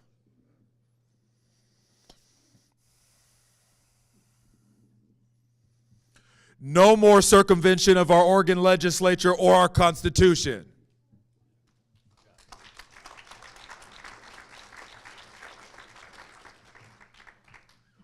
Just briefly before I answer this question, I miss Hassel Herring. Yeah, I miss his editorials that I got to read. Is he still writing now? HH Today. Okay, I'll have to, because I would get creamed by the Oregonian. I would get creamed by the Eugene Register-Guard and most of the liberal newspapers around the state, and Hassel Herring would often write in and just totally buck the wave and say, Bill Sizemore's right about this. And nobody else would say it. So any of you see Hassel, tell him Bill Sizemore said thank you, all right? I think we all agree about the abuse of the executive order, and anything that the legislature could pass and chooses not to pass is something that should not be accomplished by executive order. And Kate Brown has done that. But let me, while we're on this subject, there's another phase of this that you may or may not be familiar with, and that is the attachment of emergency clauses to legislation. Democrats have been doing this quite religiously, because if you attach an emergency clause for any reason you want to as a legislature, what it means is nobody can go out and collect the signatures and refer that decision to the ballot. And Oregon has a policy or a system wherein anybody who disagrees with something the legislature passes, they have 90 days after it's signed to go out and collect enough signatures and put that to the ballot. I actually did that with Oregon's north-south or south-north light rail policy, which was taxing the entire state about $3 billion. And I said, no, I don't think so. I bet if we put that to a vote of all the people, it won't pass. And it didn't. Now, they went ahead and did it anyway. And they did it with federal dollars without taxing the daylights out of Oregonians. But since that time, they have started putting emergency clauses on things for no other reason than to make sure that you never got a right to vote on it. I would stop that.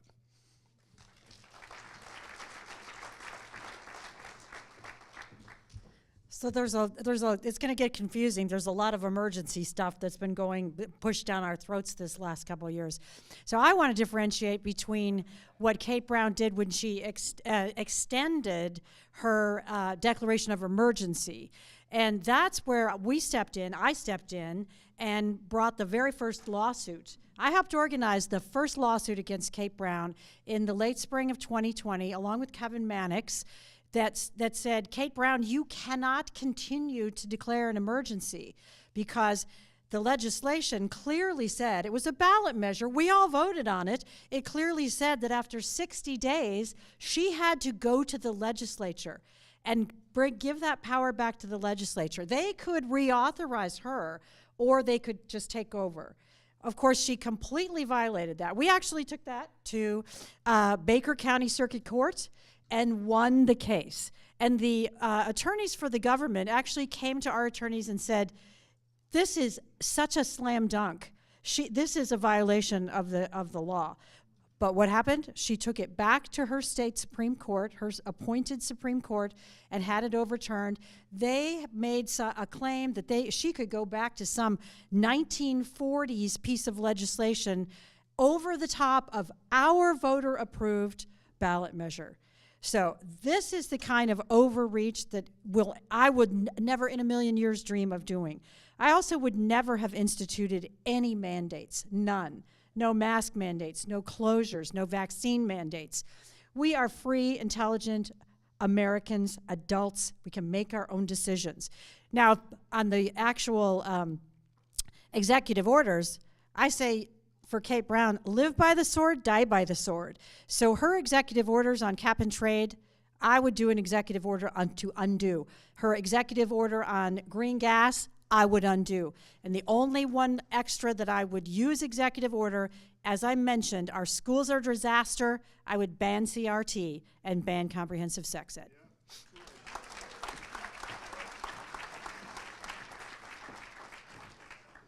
I think this question actually mixes together about 3 different tools at the governor's office. So let's just unpeel this a little bit. So first we have executive orders. And anything that Kate Brown put in via an executive order can be backed back out by an executive order. So that's just how it works. You know, you saw it with Biden and Trump. So it's the quickest, best way to correct some of the damage that she's done. Then we have the emergency clause. Okay, so that's a different situation. That's that little clause put on the end of different laws when they come to Kate Brown's desk, and she signs them, and if they're signed, it makes it so that the public cannot get that back on the ballot to overturn it. So basically anything that's not a real emergency that has that clause at the end of that is going to get vetoed. We need to stop that. So the other part, we have the emergency declarations that we saw with the mandates. And I think we're all real clear on my stand on the mandates. Absolutely pushed back and would never have done those. But that lawsuit that Brigitte mentioned, so I was actually on the other side of the state working that lawsuit also. And so that was the Elkhorn Baptist Church versus Kate Brown case. And Elkhorn Baptist Church, those are my friends. That's my pastor. I was called by Kevin Mannix and said, hey, can you find some of the plaintiffs, locate plaintiffs locally for that case? The judge, Matt Shirtcliffe's another friend of mine who's a PCP over in Baker County for a lot of years. And we won together. We won that case, and it was correctly ruled by Judge Shirtcliffe. And on this bizarre Saturday morning thing that the Supreme Court did, they overturned it. That never happens. It was 3 days later. So for 3 days, we overturned those mandates. Very frustrating. I want to make sure that that never happens again, because I can stay in office for so long, but some future tyrant's going to come along. We absolutely need a constitutional amendment ratcheting back those powers after 2 weeks to a county level so that she can't do this to us ever again and no one else like her can.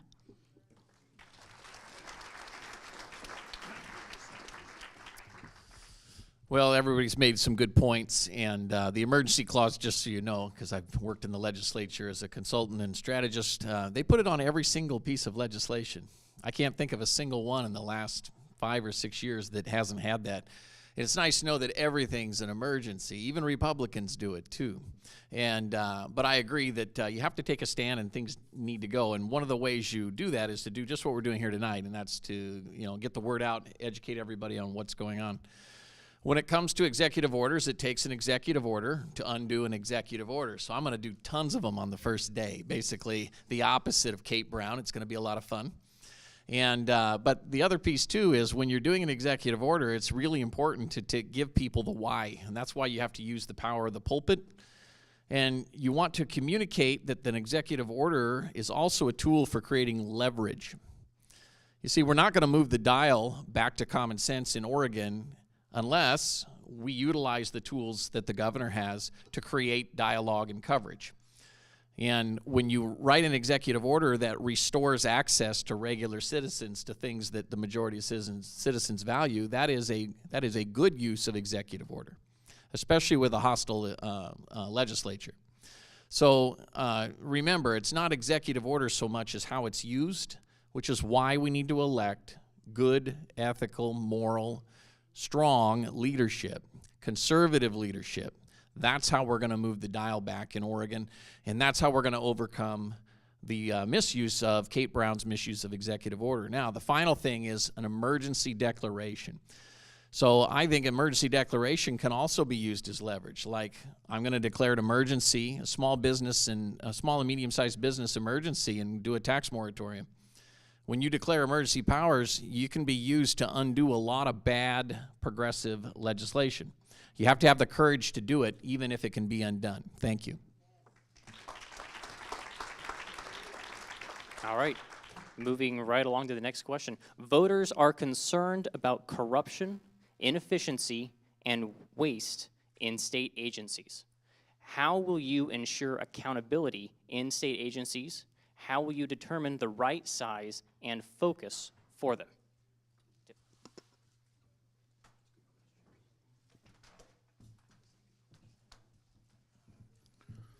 As an Oregonian, I'm sick of the waste as well. The department heads that we choose need to be fiscally conservative. We need an audit to understand the waste that we have lived through. There was a story recently about an ODOT employee who was stealing our equipment and materials and selling it for his own gain. We need stronger penalties against people who choose to take advantage of us and our budget. We need to be able to prioritize services based on performance and need. Currently, we're not seeing services prioritized based on need, but on political will. We need to ensure that the money is going to the places where it is needed, and where it is needed is back in the pockets of Oregonians. We need to be able to ensure that what money is used to benefit Oregonians. Let's run the audit. Let's find out how the money's being spent. And we use it as a justification to shrink the size of nearly every department so that we can return money back to the people who it belongs to, which is all of you. Thank you.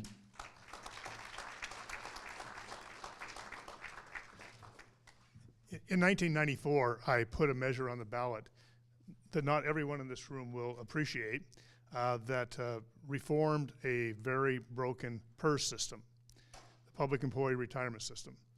And the measure passed, and then was thrown out shortly thereafter by a Supreme Court, all of whom were on PERS. And I predicted at the time we'll be $30 billion in the hole if we don't fix this. And I think we're somewhere in the mid 26, 27 billion in the hole now. But I got a call from a gentleman at ODOT who said, Mr. Sizemore, I have been at ODOT for 34 years, and I have more than 3,000 hours of unused sick leave accumulated that all goes in to increase my pension when I retire, actually fairly dramatically. He said, but young man, I'm not going to vote for your measure, but if you want to save the taxpayers some money, here's what you do. You walk through ODOT, where he worked, with a clipboard, and you ask everyone you meet, did you do anything yesterday? Did you do anything today? And you'd pretty well clean this place out. You can't fix the swamp by just changing the heads. Donald Trump proved this. He replaced all the agency heads or all the different cabinet members, department heads, and still down throughout that bureaucracy, those bureaucracies were entrenched people that still had that far left, radical, left-wing radical perspective and philosophy. And they just continue to do what they used to do at DEQ. They didn't care if you changed the philosophy at the top. They were the ones actually doing it all. So if you want to fix the problem, you have to not only get rid of the agency heads, you have to authorize them and order them, go down through the ranks, second and third levels of management, and start removing people that are destroying the state.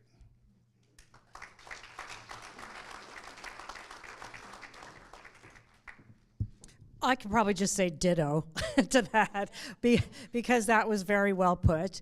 But I will say, I wonder how many of you know that our budget this biennium is $112 billion, all funds. That is unbelievable that much money is washing into the state. And much of it is one-time money that's coming from the infrastructure bill, and some of it is COVID money. But it's coming into the budget, and you know what happens when money gets into the budgets. Then they aren't going to want to shrink those budgets. They're going to want to tax again more to build right back up to those levels. So we're going to have a Republican governor that says, no, we're not doing that. If it was one-time money, when it's gone, it's gone. And the other thing is, the governor, this is one of the things that's going to be a huge power source for an incoming Republican governor.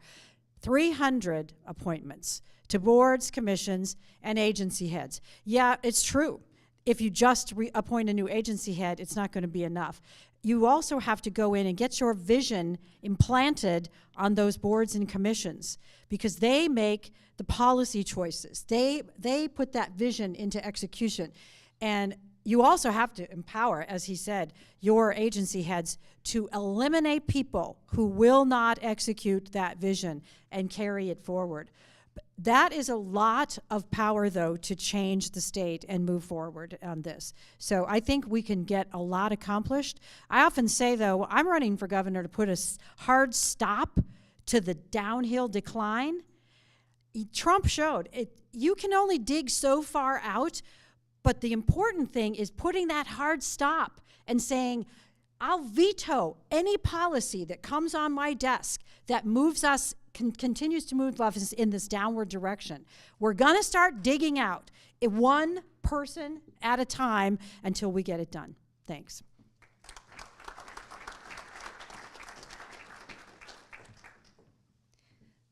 The other day, my 10-year-old daughter was craving a gyro, and we happen to lack a Greek restaurant in Baker City. And so she says, well, you're mayor, Mom. Why can't you just create one? Go make a restaurant. And I said, well, you know, government really doesn't do that. And she looked me square in the eye, and she says, if government doesn't create anything, what good is it? So she gets it. You know, I am managing a large budget in Baker City, you know, a government entity. And I know how to manage a budget for a small business and a large project budget, you know, as a former corporate executive. And we manage things in a very different way than our current governor is managing things right now. And we have to put more money back into the public so they can create things. And to do that, we have to cut the wasteful spending in Salem. And we start with those agency heads. We do, because they spend like crazy and they have no clue what it's like to work out in private industry. So some of those folks, actually most of those folks need to go.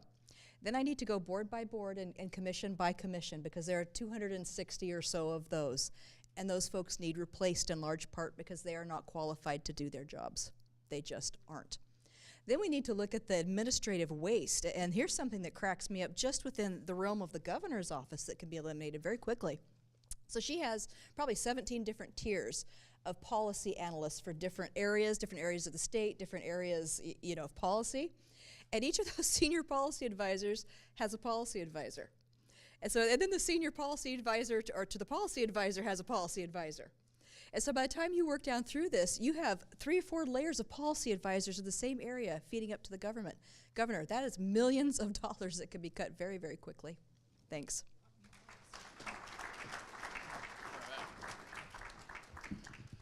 Well, without being redundant, so there's real issues with corruption. Is it a surprise that we have corruption in government? Anybody in this room surprised? No? My favorite, does anybody in this room remember when the audit was published in December, the biannual audit that the Secretary of State's office did, and they were celebrating that there was only $6 billion completely unaccounted for. Yes, and see, and did anybody get fired? Does anybody remember reading about anybody's head rolling? See, we get more of what we reward.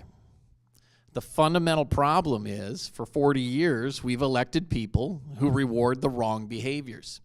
They don't reward getting, you know, an extra 100 miles of road laid down. Okay? They reward other things. We don't have to go into those. I only have 2 minutes. So not only do you have to change the heads of the departments and then empower them to change the people, but you have to set the target. And then you have to communicate that in the public on a weekly basis as governor to the people. And if there is a road department or a Department of Transportation or the DMV or OHA or the Department of Education, and go on and on and on, or DAS, or even the state library that isn't meeting clearly stated goals and outcomes, then we get to have an opportunity to have consequences befall for folks in that department. It's the same reason we discipline our children. We correct them because we love them and care about them. So our tax dollars are not to be trifled with. They're to be respected and used wisely. So again, we have a culture problem. We fix that by electing different kind of leadership. Thank you.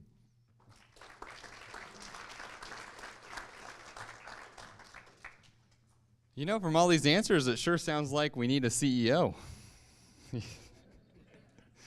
You know what a CEO knows how to do? Hire good people. Because good people is what it's going to take. We have to hire the right people who can change minds. because we do have to change minds. We have to educate people why they're wrong and show them a different path forward. And that includes employees of this state. The employees need to know that their wasteful spending is not okay. But how do we know what wasteful spending is out there? Well, that comes back to one of my other catchphrases, transparency.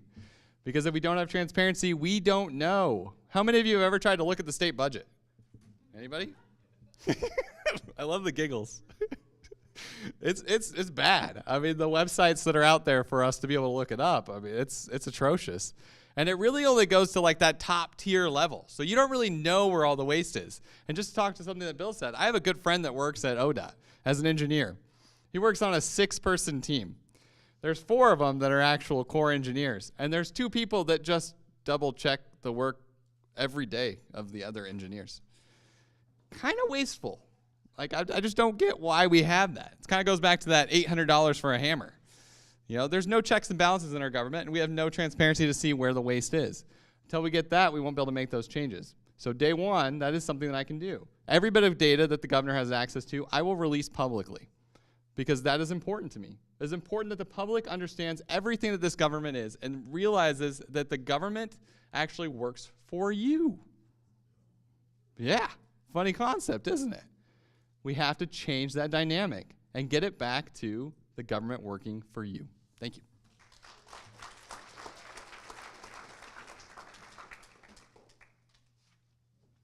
All right, so next question, taxes. Everybody likes taxes, right?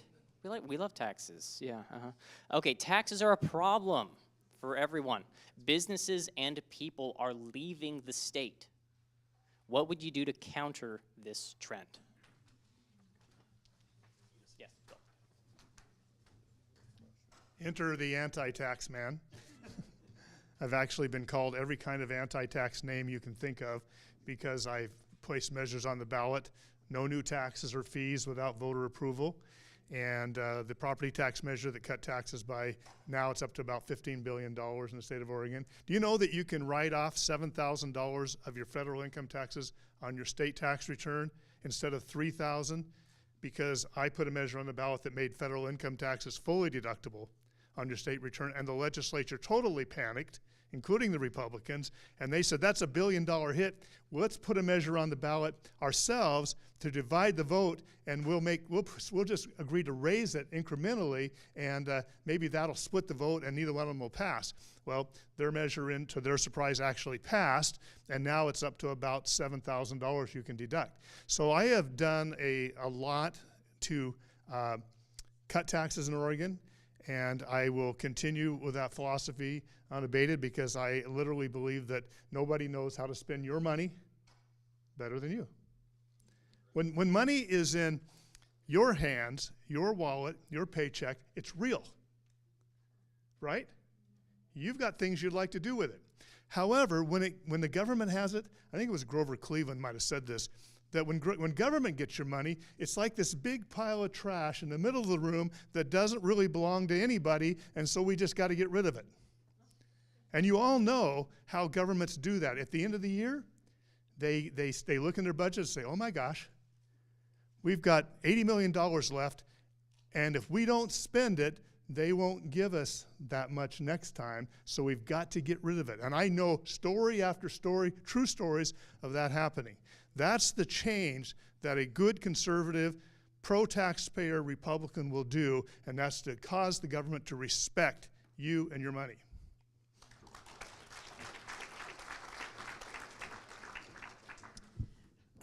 Well, thanks to Sleepy Joe, we are headed into a recession probably. And the inflation rate that we're seeing right now and the prices we're paying are probably going to get worse before they get better. So what can we do here in Oregon? Immediately, I would suspend the gas tax, and I would keep it suspended until gas falls below $3 a gallon. That is something the governor can do, and that would help a lot immediately. I've also committed to not passing, as I think we just heard, any new regulations, fees, or taxes on businesses until we get ourselves dug out of this crater that we're in. And until you can say that Oregon is a business-friendly state, I would continue that policy. And I think that what you really have to think about is this. It's not, I'm going to have, whoever wins this is going to have a Democrat legislature, most likely. But possibly by the second 2 years, if we do a good job, all of you do a good job in your voting, we might get ourselves into a position where we could, as governor, I could actually do some things about rescinding some taxes. Until then, I'll tell you this. It's kind of going along with what Bill said.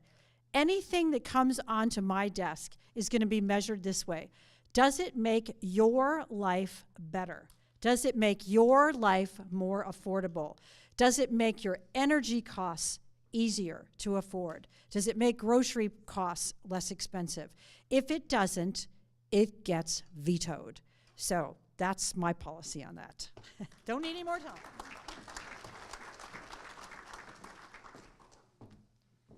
Oregon is not a business-friendly state by any stretch of the imagination. There are certain things the governor is asked, can and can't do, right? And I'm always asked, would you strike this law from the books when you're elected? And it's always a tax law. And the fact is I can't. I cannot go in and say, I don't like this tax, remove it. I don't like this one, remove it. That's not within the power of this office. But what I can do is veto anything new that crosses my desk, absolutely. And there are things like moratoriums on gas taxes that I can also do. There's some other things that are interesting to me because I haven't seen a governor really reach out and start pushing initiative petitions on the ballots. And it seems to me like voters aren't quite aware of that process and how any of you could actually go out and start that. You have more power and more control than you think. So that's something you could do from the bully pulpit to get some of these initiatives going, which would be nice. I also believe that we're headed toward a recession. And so with that in mind, it becomes very, very important for Oregon to get self-sufficient. And by that, I think we need to really focus again on our natural resource industries. And right now, as we're all probably aware, the small producer gets very little. So we have things like in the livestock industry, we have the 4 big meat processors cornering the market. Very little reaches the pockets of the actual ranchers. And there are things at the governor's level that we could do to actually set up an inspection system with the USDA, then be able to get a system in place that would allow us to specially market and ship our beef in Oregon all over the place. That's going to raise the amount of money that we make considerably. We could target mining, logging, and do similar things in those areas, which would be great. And it would also put us in a prime position when we see supply chain and food supply chain interruptions. Thanks.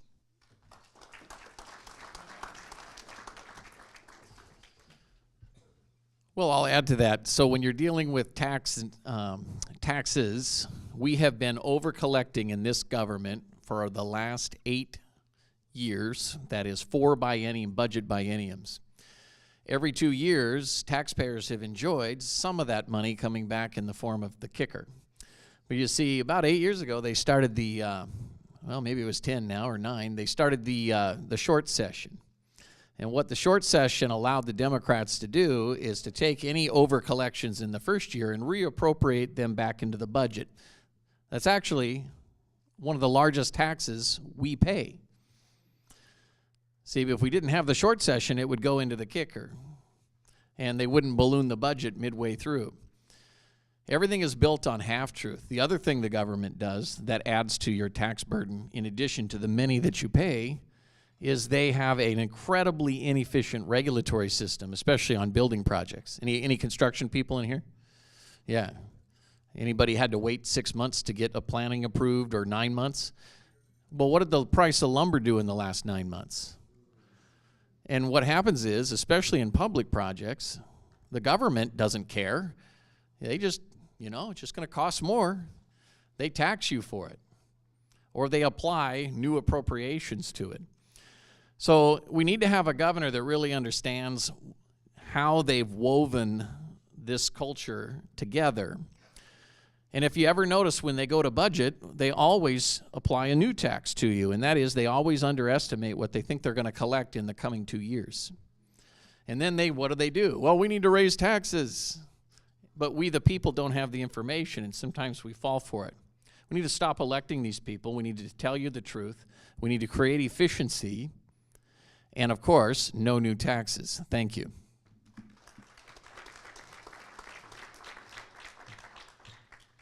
So, as somebody who owns 3 businesses in this state, I can tell you it's not friendly.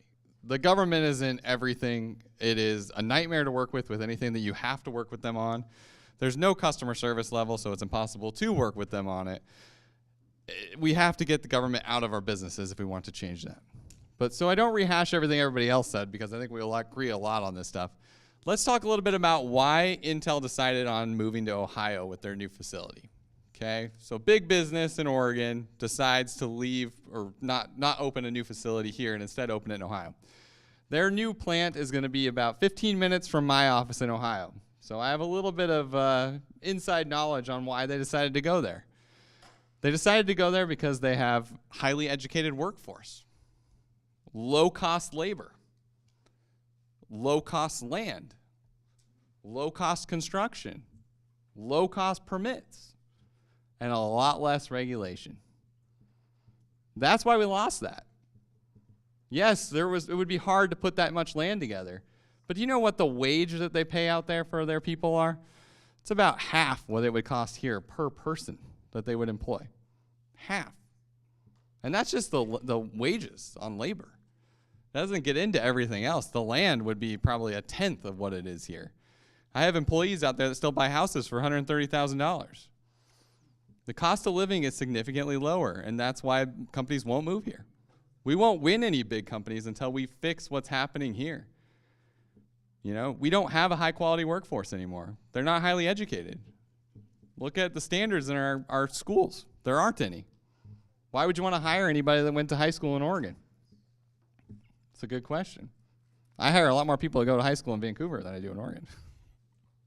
So we need change. Thank you.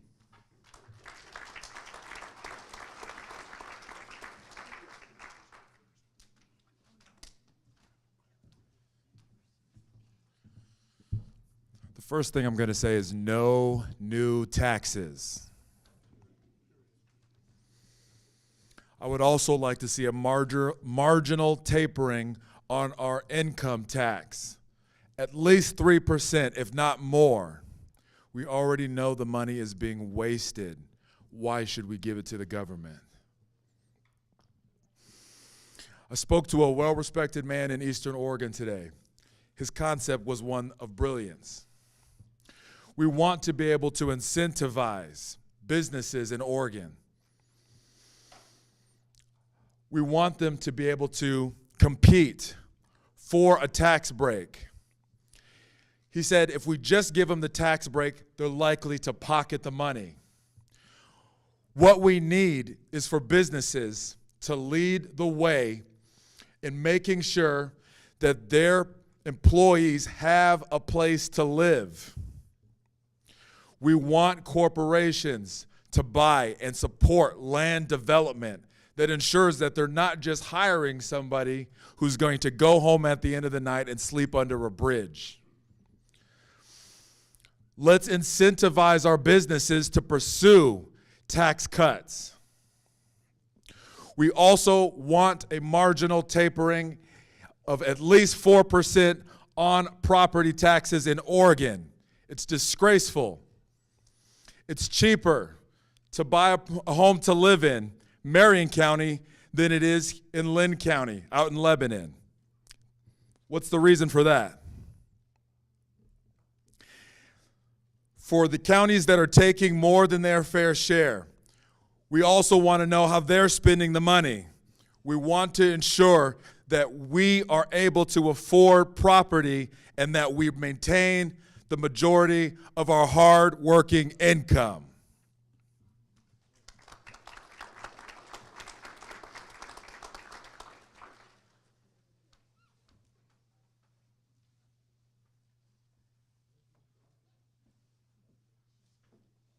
I was going to say, I was pretty okay, I wasn't quite sure if we were done with that one. I lost my place in the list. Okay, that's what I thought, but I was a little, you know, after a little while, you kind of lose track a little bit.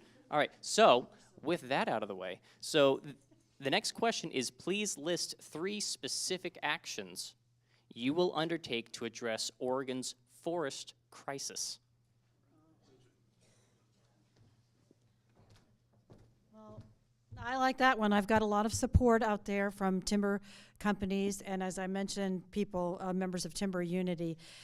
3 specific actions. Well, number 1, I've sadly had the opportunity to drive all over the state and see the devastation of the fires. If you haven't seen it, it's almost worth driving and looking to know what has happened to our state. It is a very sad thing. So the first thing we need to do is have much stronger post-burn management. We have to have a plan that goes in and gets those trees out, and it has to be done cooperatively, not just with, because if you see private lands, they're already all cleaned out, all replanted, all done.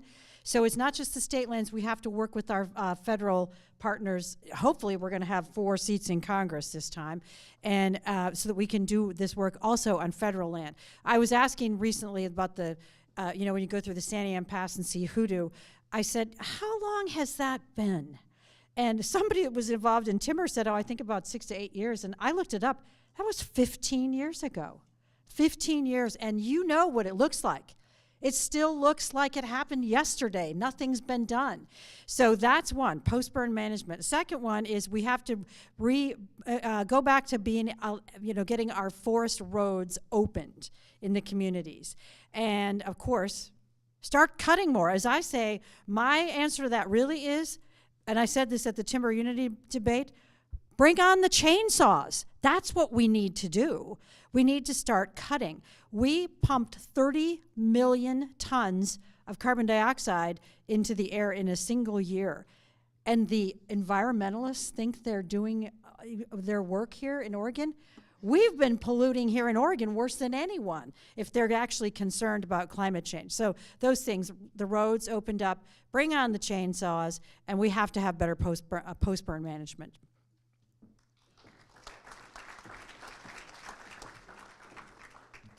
So cattle ranch, timber, this is in my backyard every single summer. We've been dealing with this ever since I was a little kid over in Eastern Oregon.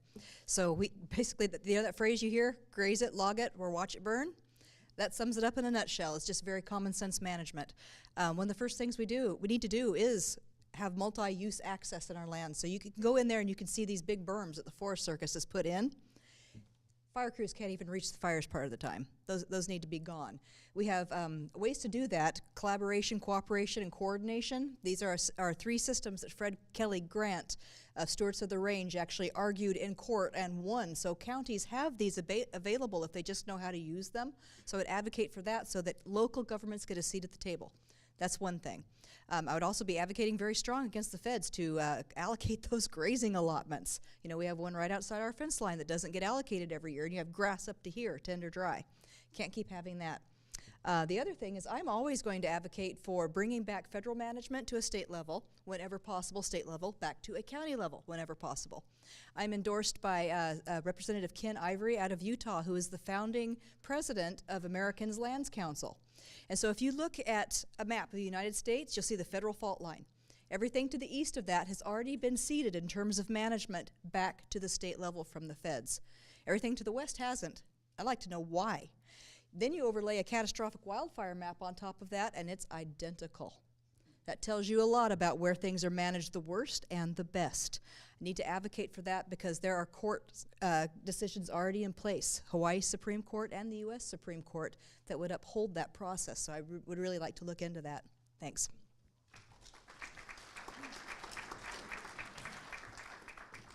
All right. When it comes to forest management and managing our forest, I think there's one common denominator of why we're in this mess. It's the reason why Linn County sued. It's called the government.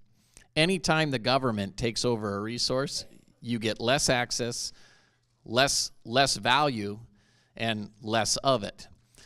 And when the environmentalists shut down logging back with the spotted owl, do you remember that? Being the superintendent in LC, that affected that community. It decimated that community. And here we are 30 years later. Is the spotted owl doing any better? Anybody? Well, this is why. It's a lie. The government is lying to you. They're saying what they're doing is they're preventing access to we the people to our resources. The federal government is one of the biggest culprits. See, because the federal government's supposed to manage those lands as well for us here in Oregon, but they don't. So we can take the lands back. So as governor, the first thing you have to do is elect a leader. I'm going to give the federal government 90 days to begin managing federal forests the way we here in Oregon, using good science, dictate. Safety corridors around communities, increase biomass industry and forest product options. There's a lot we can do with trees of all ages. We can even burn wood and make power. Anybody ever heard of that? I know this is crazy talk, you're right. All right? There's a lot we can do. And we need to do that. But you need to elect a leader who's going to force the conflict with the feds. And it will work, because I'm all about access to we the people to our resources for loggers, ranchers, farmers, miners, hunters, fishermen. Good management is what we need, and it isn't going to come from progressives, so go Republicans. Thank you.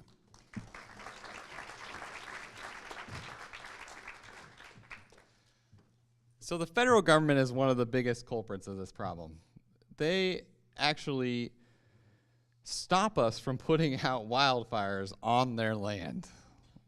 You know, if you see a wildfire, they basically say, hey, we're going to arrest you if you go put that out. I was just at John Day the other day, and I heard these stories from several people, and I'm just dumbfounded by that. We actually let it burn more than we have to. You know, the guy was like, we had 3 guys that were ready to go. We could go up there and put out the fire right now, when it was just, you know, a few trees. But instead it burns, and it burns, and it burns, and it becomes 100 acres, and money right there. Now, if a fire leaves federal land and goes on state land, do you know what we get?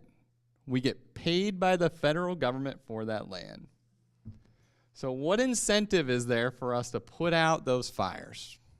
Absolutely nothing, right? That's a problem. So day one, I will change that mindset. We don't want that money, and we will invade federal lands and put out those fires. There is no reason to let it burn, none at all.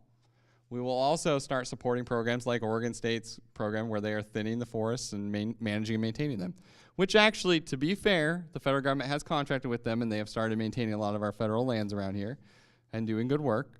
But we need to expand that more, and we need to expand it much faster. I think if we can make some of those changes, we can see some groundwork happening on that. Plus, the third thing, we have to get back to logging. There's no reason not to responsibly log. These are communities, there are communities in need in this state that need those trees and that money. There are a lot of counties that have a budget deficit every year since we stopped logging, and it all came back to that. It's one of our greatest resources that we have here, and there's no reason why we shouldn't be maintaining it and using those trees. So thank you.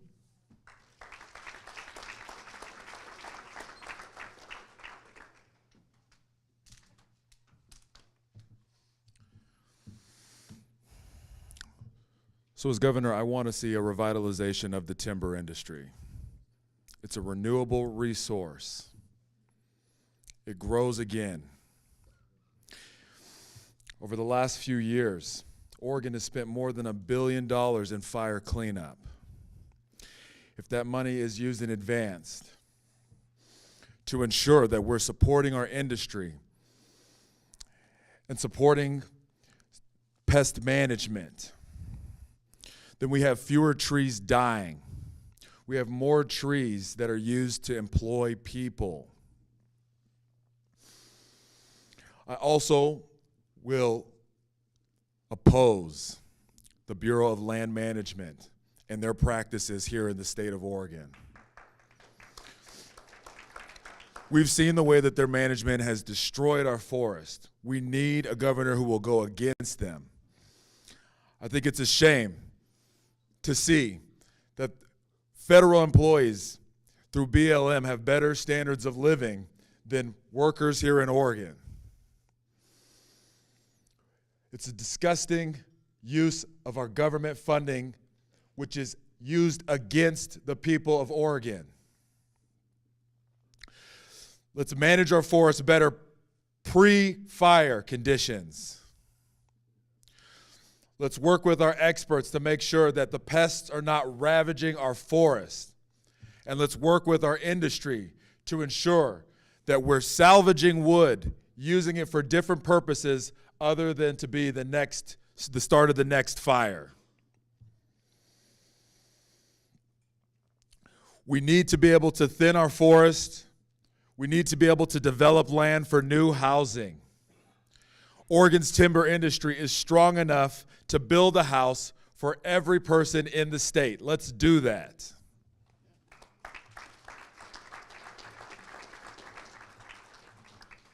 As I mentioned earlier, I grew up in the Olympic Peninsula in a little town called Montesano near Aberdeen. And it was a very wealthy, thriving, vibrant community with logging mills everywhere and plywood mills and shake mills for making cedar shakes. And then the whole spotted owl thing happened, and it basically wiped out and destroyed and turned my hometown area into really looked like Detroit in a way, just very poor, and people left. And I saw what it did, and I kept wondering, why would people take something like the Endangered Species Act and use it to destroy communities? And the reason is that two worldviews are colliding. And one of those worldviews believes that logging is evil and that you should never log. And they come up with, you've probably seen the narrative on the news. Every once in a while, someone like Tucker Carlson, someone will show the Democrats all saying the same thing, using the exact same words on station after station, different people, commentators, et cetera, as well as the anchors. And because they have a narrative. And when the scientists find out what that narrative is, that's the conclusions they reach so-called scientifically. And so they decide that thinning forests is actually bad for the forest and will cause more fires, which is like stupid, because when you leave dry tinder everywhere, how many of you ever started a fire? What do you need? Dry tinder. And they want to leave it out there. And they literally have a philosophy that dictates, and a worldview that dictates that we're not going to log anymore. And as I mentioned earlier, changing that mindset down through the agencies in the state government that deal with natural resources, so that no longer exists, and that our lawyers are not arguing for these stupid ideas. I think that's where it starts. We have to dig that out, outroot it, and have common sense again.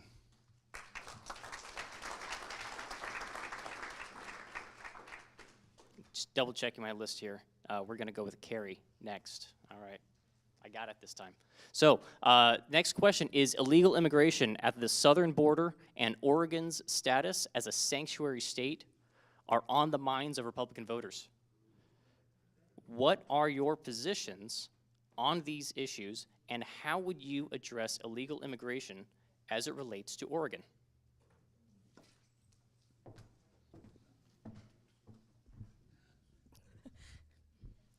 So I really liked it when South Dakota's Governor Kristi Noem said, "Come see me when you're an American." I thought that was perfect. We have a problem here in Oregon, though, because several years ago, we ended up with laws on the books creating that sanctuary state, the beginning of it. And then it was put on the ballot, and the voters of Oregon were given the chance to overturn it, and they didn't. So where does that leave me? What happened this last legislative session, because the voters did not overturn that, our legislature added more to it. More layers of sanctuary protection for our illegals. So unless we can get that legislation backed out somehow or put on the ballot for people to reverse, which I don't think they can because there's that emergency clause on there, we're a little bit hamstrung. I look at the southern border, and we're playing damage control now from the governor's office is what I see. I would like to see basically money, pass-through funds, sent locally to our sheriff's offices with no strings attached, so they can at least locally manage the drug cartels and the trafficking that come up through our southern state line. There has to be a way to tackle this, and I think the way is to get a red governor in place, and then hope for that domino effect, because we need to flip these House seats, and we need to flip these Senate seats, and then I will absolutely have something to work with where we can back these poor bills, it's awful, back out and reverse that sanctuary state status. Thanks.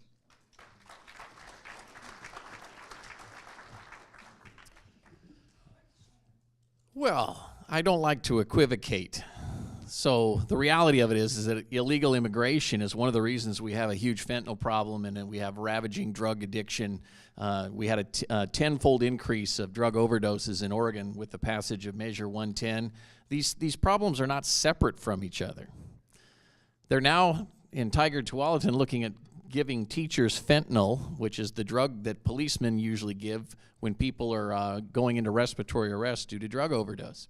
It's now moving into our high schools and affecting our kids. And illegal immigration is the #1 corridor for this kind of drug problem. There's a reason why it's called illegal. And if we are to be a nation of laws, it's not about immigration. That's not the problem. It's about illegal immigration, cartels, and crime. I was down in Jackson County and interviewed by the Mail Tribune. It was a lot of fun. And they said, well, you know, local police say we need more jails, you know. And I said, well, we should listen to the local police because when I'm governor, we're going to be very aggressive at shutting down the illegal grows and the people stealing water from law-abiding citizens and drying up our creeks and harming our environment and enslaving real people and trafficking in real human beings. So, as governor, I'm going to mobilize the National Guard. We're not going to have this in this state. We have to be aggressive, and we have to deal with the problem at the source. So, I will propose that we join the coalition of states. There's 26 of them now that just formed. And I'll even send National Guard to Texas and Arizona to stop the problem at its source. We need legal immigration. Legal immigrants pay taxes. Legal immigrants have merit. Legal immigrants are our friends and neighbors. That's what we need. Thank you.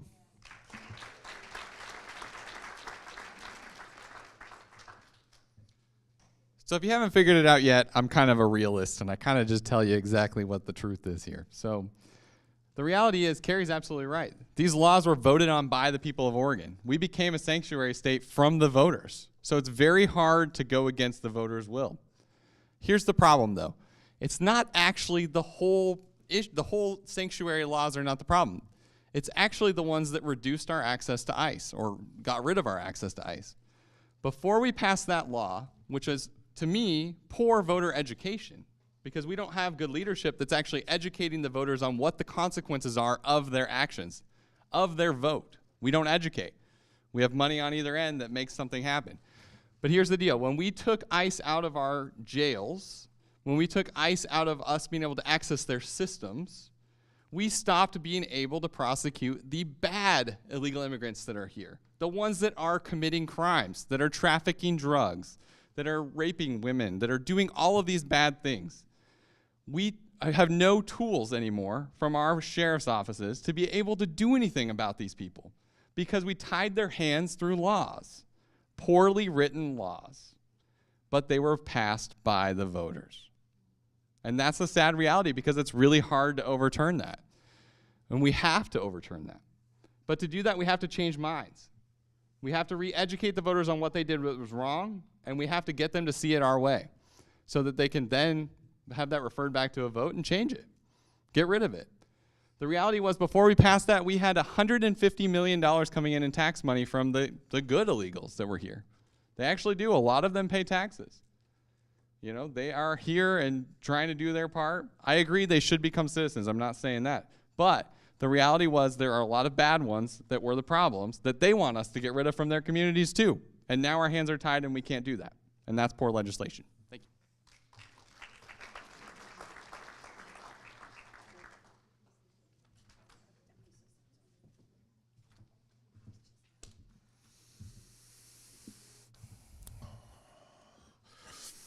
So in addressing illegal immigration, as a state, we also need more pathways to citizenship.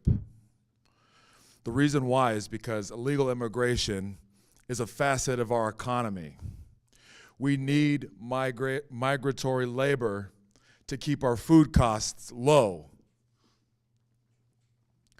We need to also ensure that when people seek a better life in Oregon, that there is a way for them to obtain it through hard work and education. We want to ensure that people who disrupt our societies, that they are removed from our societies. And people who come here for a better life, that is an option for them through the way that they work, not the way that we subsidize their lifestyles. We're in this together. I'm the only candidate who made a message for Spanish people. I will reach across to work with people of all types because that is what it will take to win the state. If we aren't working to create new pathways to citizenship for individuals, then the problem will remain the same. We want people to become taxpayers here in Oregon. We want to be able to ensure that crimes that are being committed, particularly in Jackson counties, where we're seeing human trafficking and theft of water, we want it to stop. I will ensure that our police force has the resources to address these issues while also ensuring that hardworking migrants have an ability to develop a life for themselves in Oregon through a citizenship pathway.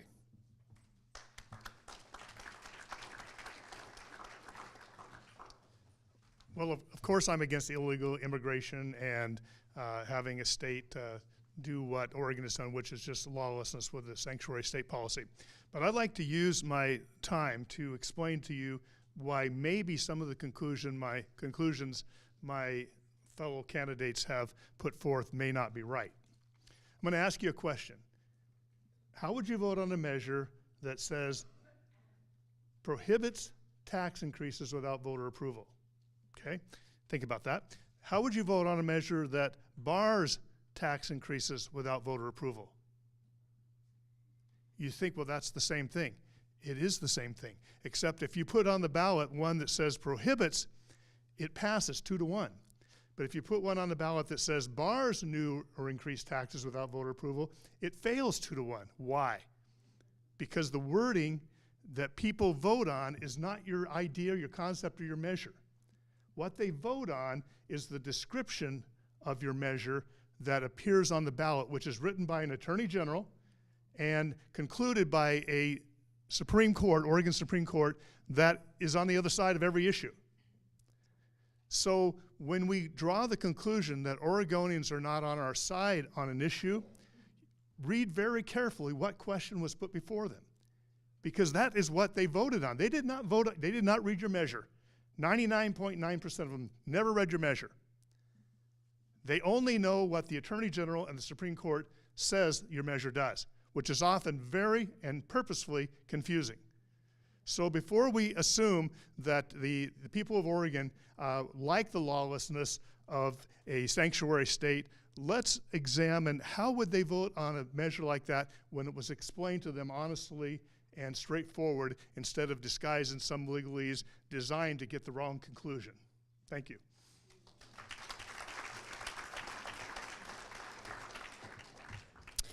So to try to directly answer the question, Carrie's right about the sanctuary state. We voted on it by ballot measure and it passed. So as governor, there's not anything immediately that can be done about that.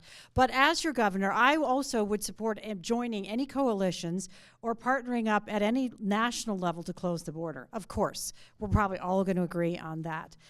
More important, I think, for as a governor, what I can do at our southern border, at Jackson County and Josephine County, where fentanyl and hard drugs are pouring across. I'm probably, as one of the candidates up here that's visited those counties the most. When I go down next week, it'll be my either 8th or 9th visit down there. I've visited with the sheriffs and with the deputy DA that's prosecuting these cases when they can. They have a terrible problem on their hand.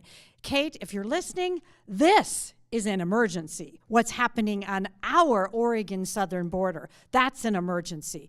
And I actually would consider declaring a law enforcement emergency there because when I spoke to the sheriffs, they said they have up to 1,000 illegal grows just in Jackson County. And you know how many deputies they have? 8. 8. I said, why? Because I asked, like you might have, if you know where they are, why aren't you doing something about it? They said, because we've got 8 deputies and we are significantly outgunned. They said, even if we could go, all 8 of us, that's not enough to match the guns of these cartels. What's happening there is violent crime beyond what you might think is happening. So this is the crisis at our southern border. And I would declare this as an emergency, and I would refer ballot measure 110, which is drawing more and more of these hard drugs across that border. So that's the action that needs to be taken, that a governor can take, and I will take. It has to happen quickly. Thanks.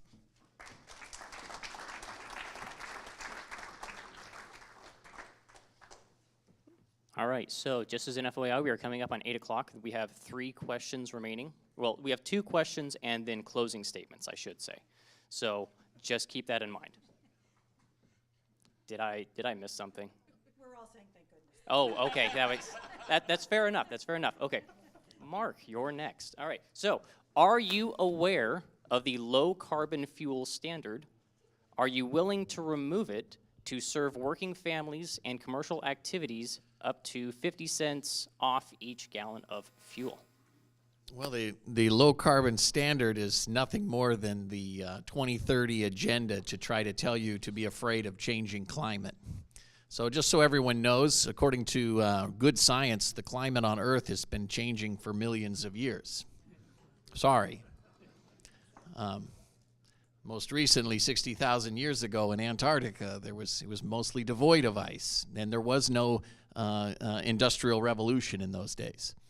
So the thing is, it's really important that we tell people the truth when it comes to our relationship with carbon, and we need an all-of-the-above strategy.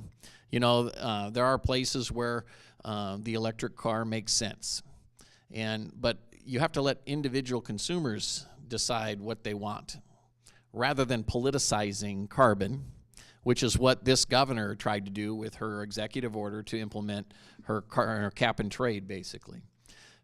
Cap and trade is an example of how the government says, this is my ideology, this is my religion. I don't care what the science says for the narrative story like Bill shared. And I get to pick winners and losers, and anyone who opposes me is a bigot, a racist, primitive, and someone who wants to exploit Mother Nature and get rich on the backs of someone else. It's all a lie. It's an absolute lie. Most people wake up in the morning to do a little bit better today than they did yesterday. Anybody who's been a parent understands that one, right? So when it comes to carbon and reduction, we need to change our relationship with it. And we need an all-of-the-above strategy, and we need to tell people the truth. The truth is that we should be selling liquid natural gas out of the Port of Coos Bay to China. It should have happened years ago, because they're burning soft coal and it acidifies our rain here in Oregon. We have to know these relationships, we have to take a stand, and we have to make sure that energy is cheap and available and not try to make a business out of make-believe carbon. Thank you.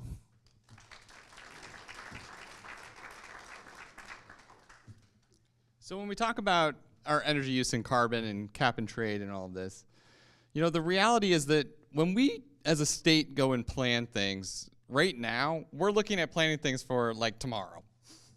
We're not looking at, 15, 20, 30 years in the future, which is what we really should be looking at. We should really be looking at what we can do in the long run, not tomorrow. Because when we do it tomorrow, we end up killing and hurting businesses. And that's not okay. That's people's livelihoods that we take away from them. It's not okay for us to take away their livelihoods. But we can be good humans and be good for our environment.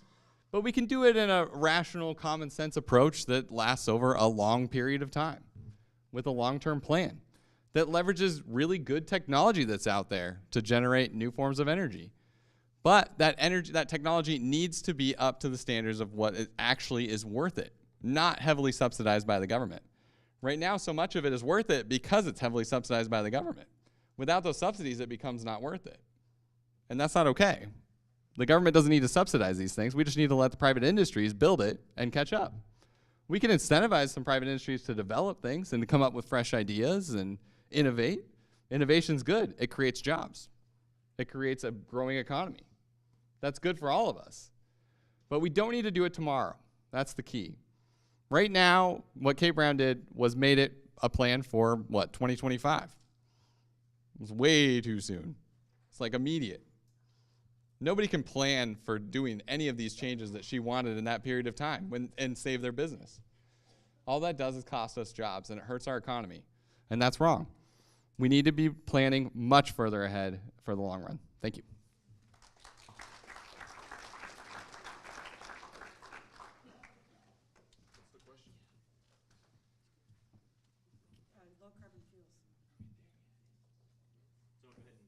I'll go ahead and repeat the question. Are you aware of the low carbon fuel standard? Are you willing to remove it to save working families and commercial activities up to 50 cents off each gallon of fuel? Yes. Yes. One of the things that we've seen in Washington is the fact that the governor in Washington is attempting to make it illegal to own a combustible gas-powered car by the year 2030. That will put most people in a situation where they don't have a vehicle. In Oregon, we should never allow that to happen. We need gasoline is one of the cheapest fuels that exists. Gasoline powers America. While as consumers, we have choice. While some consumers will desire an electric vehicle, that doesn't mean that we can punish the rest of Oregonians for driving a gasoline vehicle. I believe gasoline is and should be here to stay. We live in a state with more trees to absorb carbon than nearly anywhere else in the world. We have no need to be afraid of carbon. Not only are we as people made of carbon, we're made of carbon. We have a right to exist. We're seeing industries die because of government-supported winners and losers. We're seeing the government subsidize entire new markets of energy products that will eventually leave many people without transportation. The next governor needs to be friendly to energy. We need a diversity of energy. And not only do we need a diversity of energy, we're going to need a governor who will stand up for good old-fashioned American gasoline-powered cars.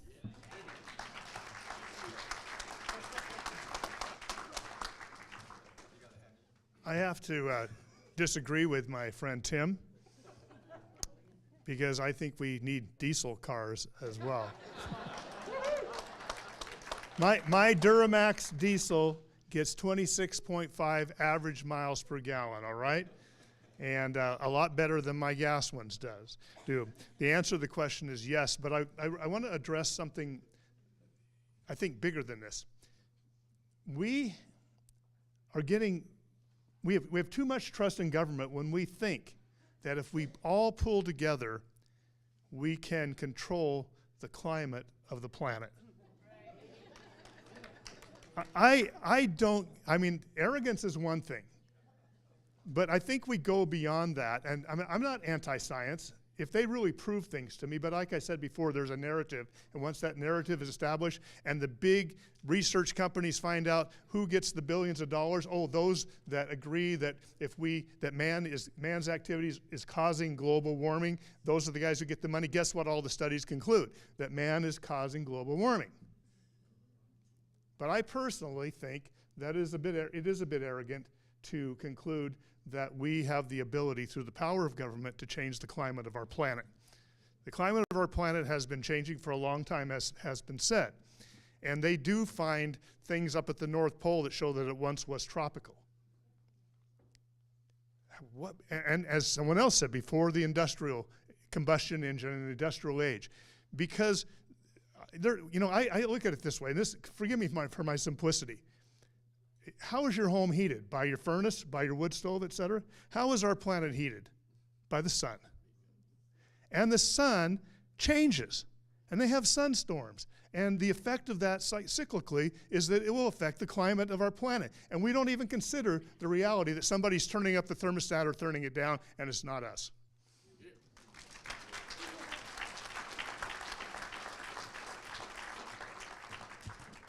So yes, I'm aware of it, and yes, I did mention earlier, I referred to it as her green gas initiative that she put in by executive order. I said earlier that I would, by executive order, rescind that. That is the low carbon fuel standards issue. It's ridiculous. Bill's right. The effect that we have here in Oregon on this, by all these terribly expensive policies that hurt all of you, all of us, at the at the gas pump and even at the grocery store. The reason we're paying the prices we're paying is because of these ridiculous policies that presume that we can have here in Oregon some impact on global warming. It's absolutely crazy. And I said earlier that I would make a point, everything that comes on my desk is going to have to pass the test of, does it make your life less expensive, easier? Is it going to make things more affordable for you? Because we are, in this next 4 years, heading into a pretty difficult economic time. And it's because of all these policies. So I just also wanted to mention on the diesel thing. You do know that they tried to literally ban diesel engines here in Oregon, and were able to pass in the metro area an incremental, elimination of diesel engines. This is insane. I actually got to go yesterday, and I got a little so-called driving lesson from Angelita Sanchez over in Sweet Home, who drives dump trucks. And I got to sit in the dump truck, and if you go on my Facebook, you can see a video where I'm trying to start the engine. And it was fun. It was funny. Of course, I can't do the actual driving. I don't have a CDL. But the point is, she started telling me, and when you feel the power of a dump truck under you, you realize she's not lying about this. There is no way you can make that an electric engine. It wouldn't get halfway up a hill before it would be out of the battery. And as she pointed out, there are no batteries up on those mountain roads. No, there's no recharging stations. So this is insane policy that has to be hard stopped. That is why I'm running for governor.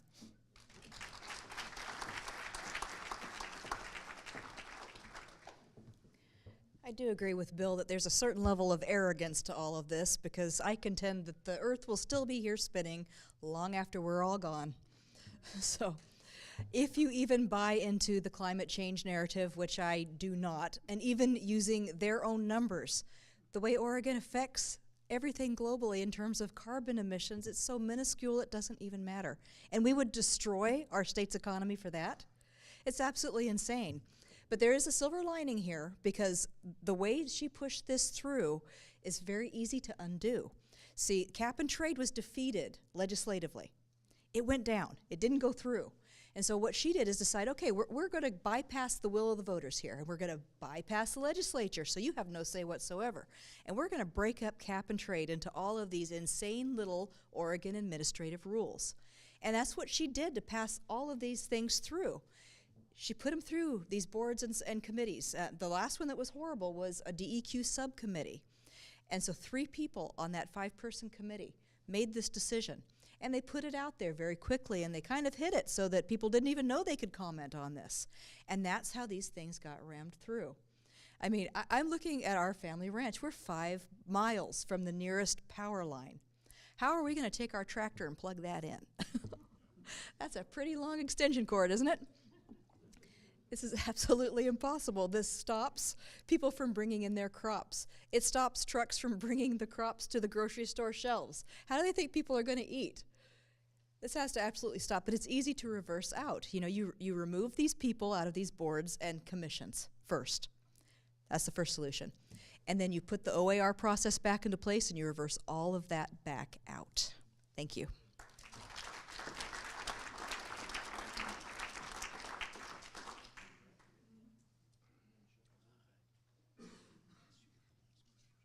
All right, so coming up on Nick next. So this is, coming into our last couple of questions, one of the most commonly asked questions at the end of at the end of the campaign trail is, in the end, there can only be one moving forward. If you lose in the primary, will you help the candidate that wins it? Will you share funds, time, to help those get elected? Why do I get the loaded one first? Man. You know, this is a really tricky question for me, and it does come up a lot, obviously. It's something that's top of mind for people. And to me, I got into this because I didn't feel represented by the people who were running in general. So I'm not sure, honestly, is my answer to this, because I really would have to take a deep look and see, you know, who I actually would be willing to support, you know, that represents me. It's not just about, you know, being a Republican or not. It's just about, like, the fact that I want to feel represented by somebody. I want to feel that they value the same things as me, just like most of you do, you know? And so for me to invest my time and support them, obviously I would vote for them. I'd be voting Republican, but, you know, it comes back to, you know, what do you really, what's important to you? And I think that I want to feel like they're something that I believe in. So if I find that person, I would absolutely support them. If I don't, I will still support the party and do my part that I can on the outside, but I don't think I would be directly supporting them. So that's my answer. Thank you.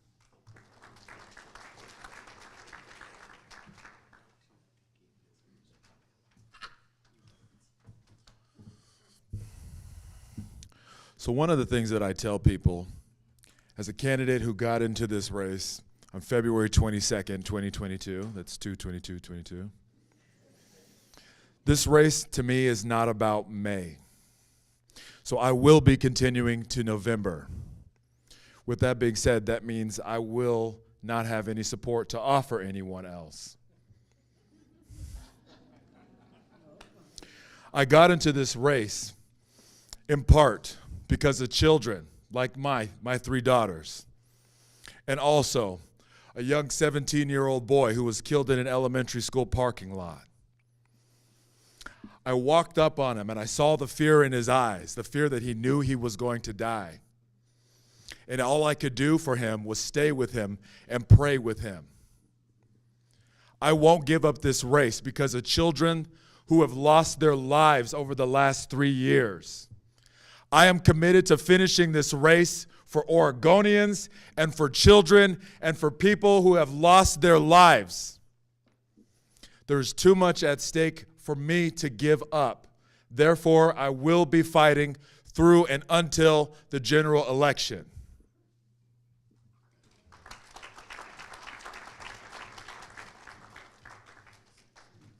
Okay, true confession time.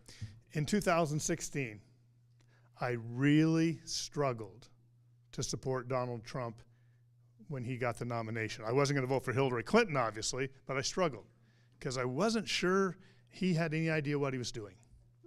And I was afraid his lack of foreign policy might get us into World War III.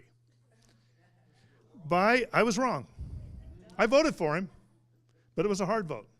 But by the time he had been in office, I very enthusiastically voted for him in 2020 because he was wise enough to surround himself with good people, both safety and a multitude of counselors, and I think he did an amazing job as a president.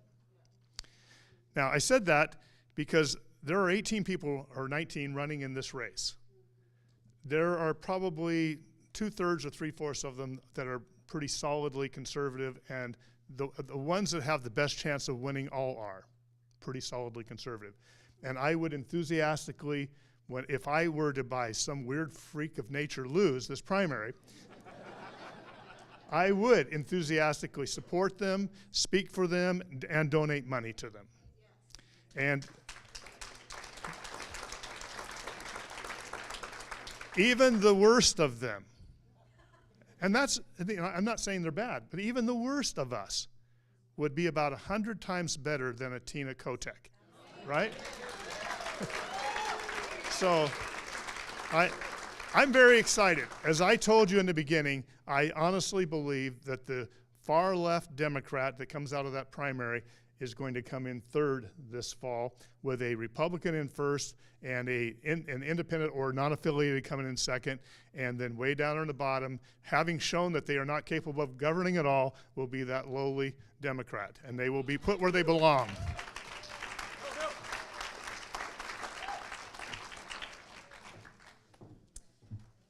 Well, I disagree with the order you put those in, because I think it's going to be the Republican, followed by Tina Kotek, followed by Senator Johnson in that supposed non-affiliated slot. But the most important thing is it's the Republican in the winning position. So you all know we're in a red wave year, and what we had one in '94, we had one in 2010 with Chris Dudley. He came within 22,000 votes of winning. But this time, we've got Joe Biden with the worst ratings in decades, if ever, for a president where he is. And we have Kate Brown, the least popular governor in the country. And who is filling in then, stepping up to take her place? Tina Kotek. You know, people describe her as that she makes Kate Brown look like Tucker Carlson. So, this is so crucial. This race is actually taking place in the primary because the Republican has such a good chance to win if we select carefully who the nominee is. Now, I also would say that of the 18, there's only 18 left. Reed Christensen unfortunately had a stroke and had to get out of the race. That's very sad. But of the 18 of us, I would also say there's at least half that I would be comfortable, supporting in a strong way. And I am a Republican. And whoever wins the nomination, I will vote Republican, because this state is hanging on a precipice. If we don't get a Republican governor this time, it'll be 8 to 12 years before we have this red wave shot again. We won't last that long under Tina Kotek. We won't. So yes, I would enthusiastically support whoever the Republican nominee is, but again, in full disclosure, when you asked the question, Bill and I both said, my way or the highway.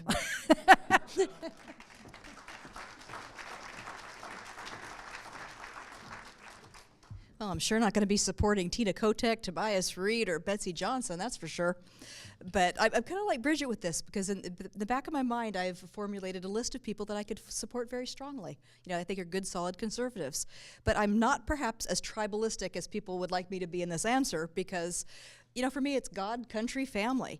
And if I come up against a candidate that I believe violates my own personal morals and my connection with God, I can't support that. So I'm very much hoping that the people I have in my mind, if I can't make it through, absolutely do. Because, we need a solid, conservative, Republican grassroots candidate to get in here. Otherwise, we're looking at 8, 12, 16 years of Democrat rule. We can't afford it. Oh, and in terms of money, there's not going to be any left.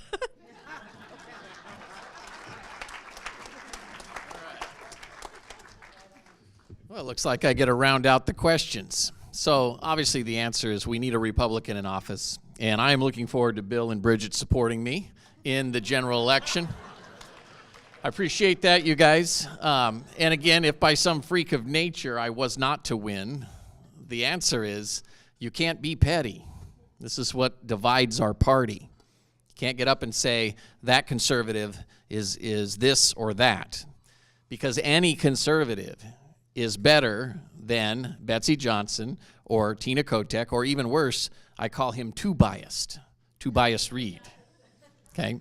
These people are not going to move the dial. Only a Republican will. Now, the other piece too is, remember, every candidate up here has had a chance to hear and listen to every other candidate. And I don't know if you guys know, but all of us are going to walk out here with a more detailed understanding of the issues and where everybody is. And that's what makes us strong, is having these forums and having the kerfuffles and the things that we do, because we are a party that allows for that. You don't see that in the Democrat Party, okay? You don't. Nobody breaks the rules. It's all about compliance to the narrative. So here's the issue, is I am strong enough in the event I'm not victorious to support whoever wins, even if I don't care for them, because my children live here in Oregon and I want them to be free. So thank you.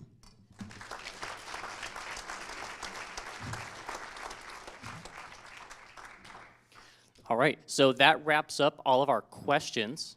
So the next 2-minute segment is any closing statements you would like to make, anything you didn't get to address, anybody you wanted to say thanks to, whatever you want to do the next 2 minutes, as long as you're not like, you know, crazy about it.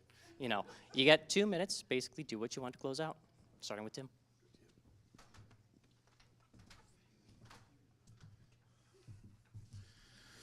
So after working 40 hours this week, I leave the office and I start my campaign for governor.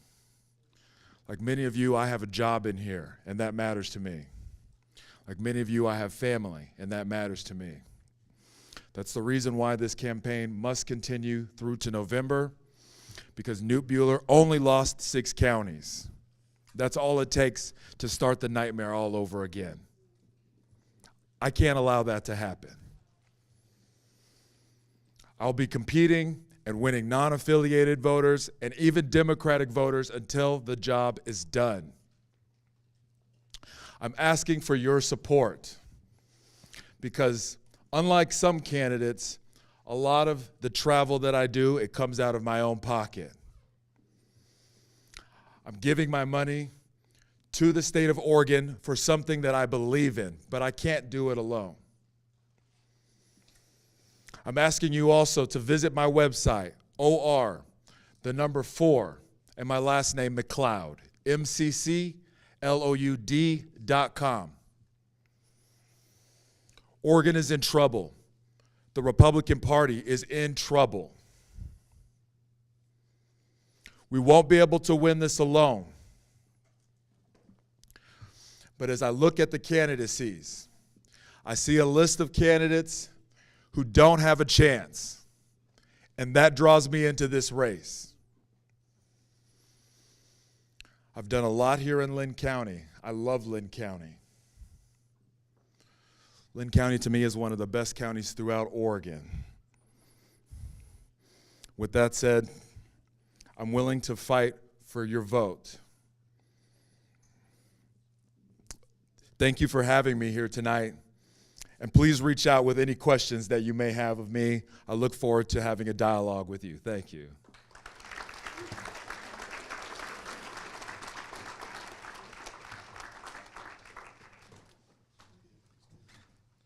After working 70 hours this week, sorry, he left himself open to that. you know, part of me, a real part of me hates this because it is like against my nature to, I'm a competitive guy, but it's against my nature to toot my own horn and say, hey, I'm better because of this or that. Let me just, if I can maintain some humility in saying this. When I went to Bible college, after I graduated, I taught Old Testament history. And 3 people come to my mind frequently, and that's Moses, Joseph, and David. And there are others, but these 3, they have an example in their life that speaks to me. 40 years on the backside of the desert for Moses, while his character is being developed so that he can take on the most powerful nation, most powerful man in the civilized world. David, 25 years running from the law, running from Saul, or hiding in caves, and writing psalms about how tortured he was in his spirit with the things he was going through, all preparing him for the time when he could actually have the level of influence God had for him and not be destroyed by it, because pride does destroy. And Joseph, if you know, he was actually sent to prison for something he didn't do, accused of trying to rape somebody's wife. And during that time, though, he came out of there as a man with strength and humility built into him so that when he came to a place of influence, he could do it, he could do the job, and not be destroyed by it. And I have gone through, I'm not David, I'm not Moses, and I'm not Joseph, but I've gone through experiences that have taught me and built into my character the things, prepare me for the battle that we have ahead of us. Thank you.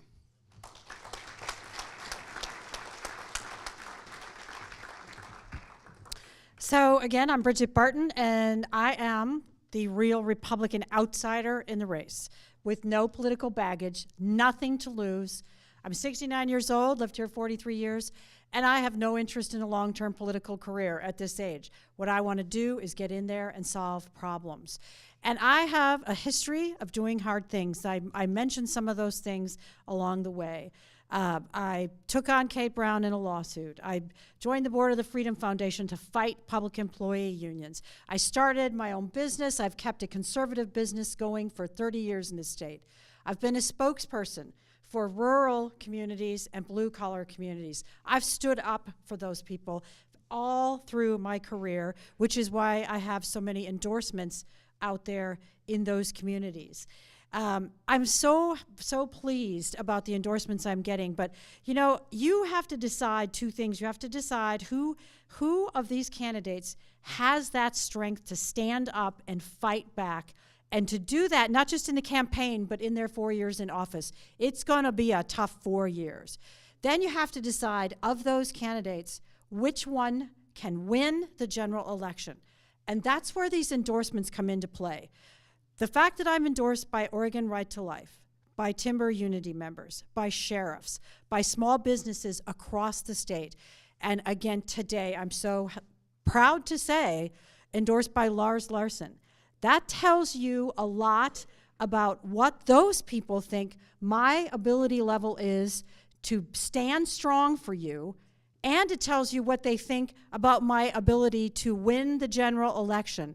I've put together an amazing team, chairs in the counties across the states. I have raised over $1 million. I can wage this campaign. My ads are about to start hitting the airwaves, and we're going to take it strong. So the last thing I want to say is this: we've been through a lot, but I do have a message for our career politicians. The people, all of us, we want our power back, and we want it back now, and I will deliver that to you. Thank you.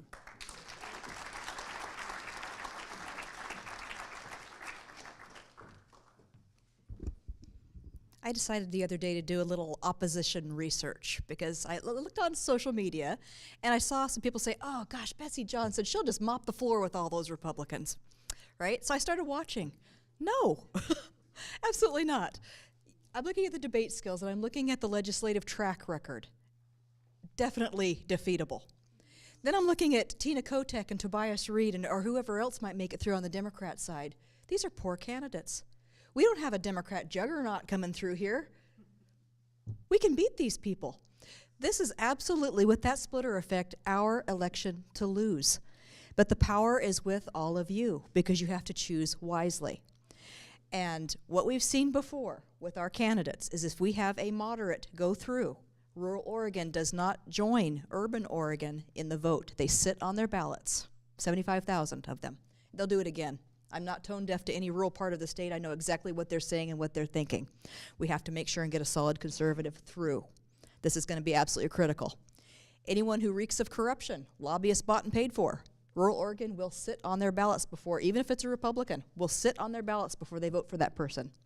And I'm here to tell you now, you have to be wise with those votes and vet your candidates because this is critical. If Republicans stick together behind good, solid, grassroots candidates, we will take this. And not only will we take it for this election, but we will take it in 2 years when Donald Trump runs. We will have this. So I'm asking you to research all of us and go on my website. Go to the endorsement section and go down through and just start scrolling and seeing who's all behind my campaign. You know, it's pretty wonderful at this point in time. Go through my issues section. See what I believe about all of the key issues that affect our state. We need to have a candidate that can bring rural and urban conservatives together, East and West, South and North Oregon together. It's absolutely critical to win this election. Thank you very much for having me.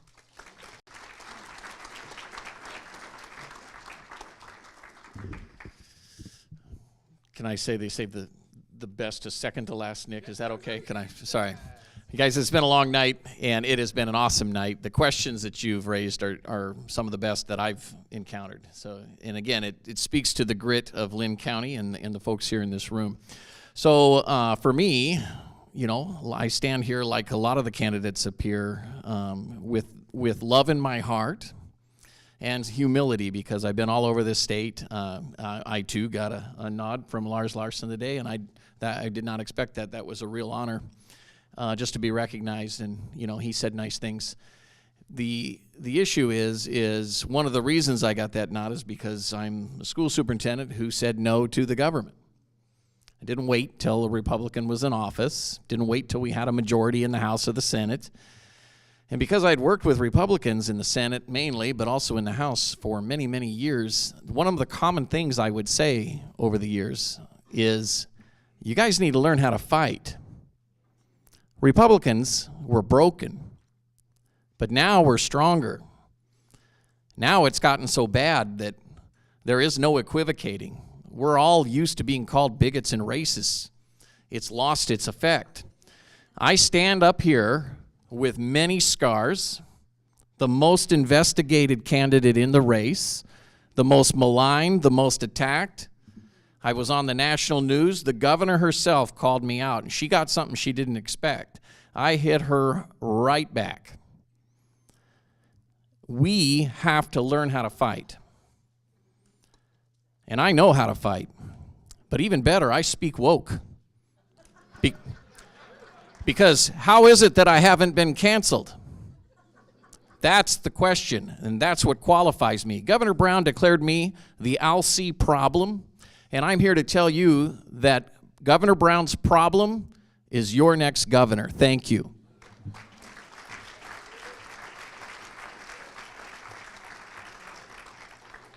It's funny, at all these, Mark usually goes last, so he gets to say I think they save the best for last, That's what he's commenting on. This is a very interesting election. It's the first time in a long time that I believe that we really do have a chance, which is great for all of us. It gets us all excited, which is the fantastic thing. But it is about picking the right person that can bring those different ideas together and win over the large population in Portland and the large population of independent, unaffiliated voters. The reality of this state is that we are a minority. Whether they want to talk about voter turnout or whatnot, voter turnout hasn't changed. The same people vote, the same people don't vote. It doesn't change. The reality is we have 26% of the vote as Republicans. There's 37% of independents and unaffiliates. We have to pull them in. We have to pull Portland together and move some of those people onto our side. That's how Vicatio won, our last Republican governor. He came from Portland. And to me, that is a big key. People like voting for people who come from where they're from. So I believe that I am one of the most electable candidates because I come from Portland. You like that? Yeah. I get to pull in those other people from the other side. But here's more than that. I'm one of the few that's actually willing to listen to them, because that's how you get them to vote your way. You can't just dictate to them. You can't do the same thing that Kate Brown has done to us forever, because that won't work. They'll shut down just like we have. We have to be the bigger person. We have to be the bigger person, and we have to change minds. And I think that takes the right type of person to do that, to pull those people in. There's a reason why I have Democrats, unaffiliates that come out to my events in droves. They re-register as Republicans so they can vote for me. They all say they don't want to stay Republicans, to be fair, but they do want to vote for me. And that's important. So we need to try something different and think outside the box. We need youth. VoteHess.com. I'll be here for a little while if you have any questions. Thank you.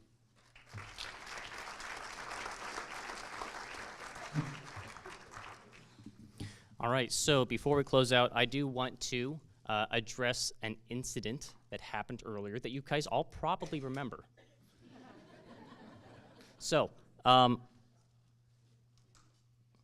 the benefit of those in the audience and the audience watching online, thank you for joining us tonight so we could hear these candidates in their own words answer questions you submitted in a candid and transparent way.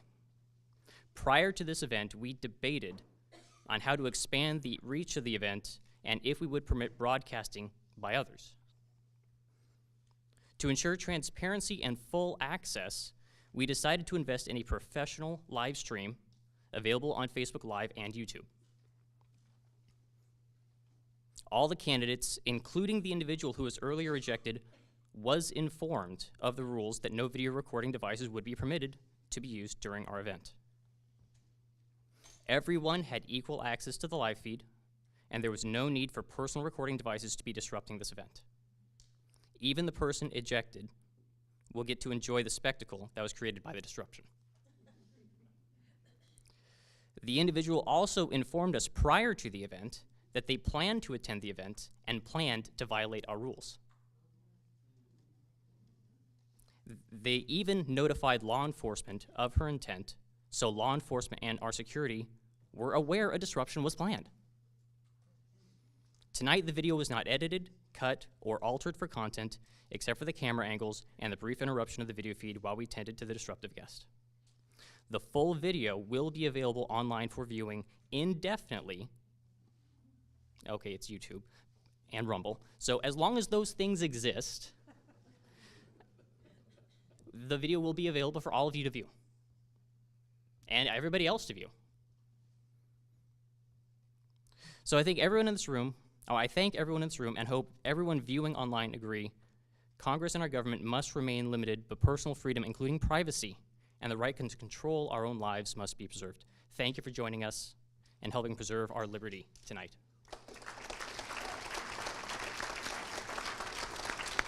All right, and candidates, you guys just want to come up, so pictures or whatever. So candidates will be up in front of the stage, so if you want to take pictures of everybody that decided to stay around to the end, you guys can go ahead and do that. Thank you. Well, no, this is for like the candidates up here. You can take pictures of the. All right, got time for one picture. Amber was worried she wasn't gonna get a ride home. One picture. What are we doing here? Well, the idea was.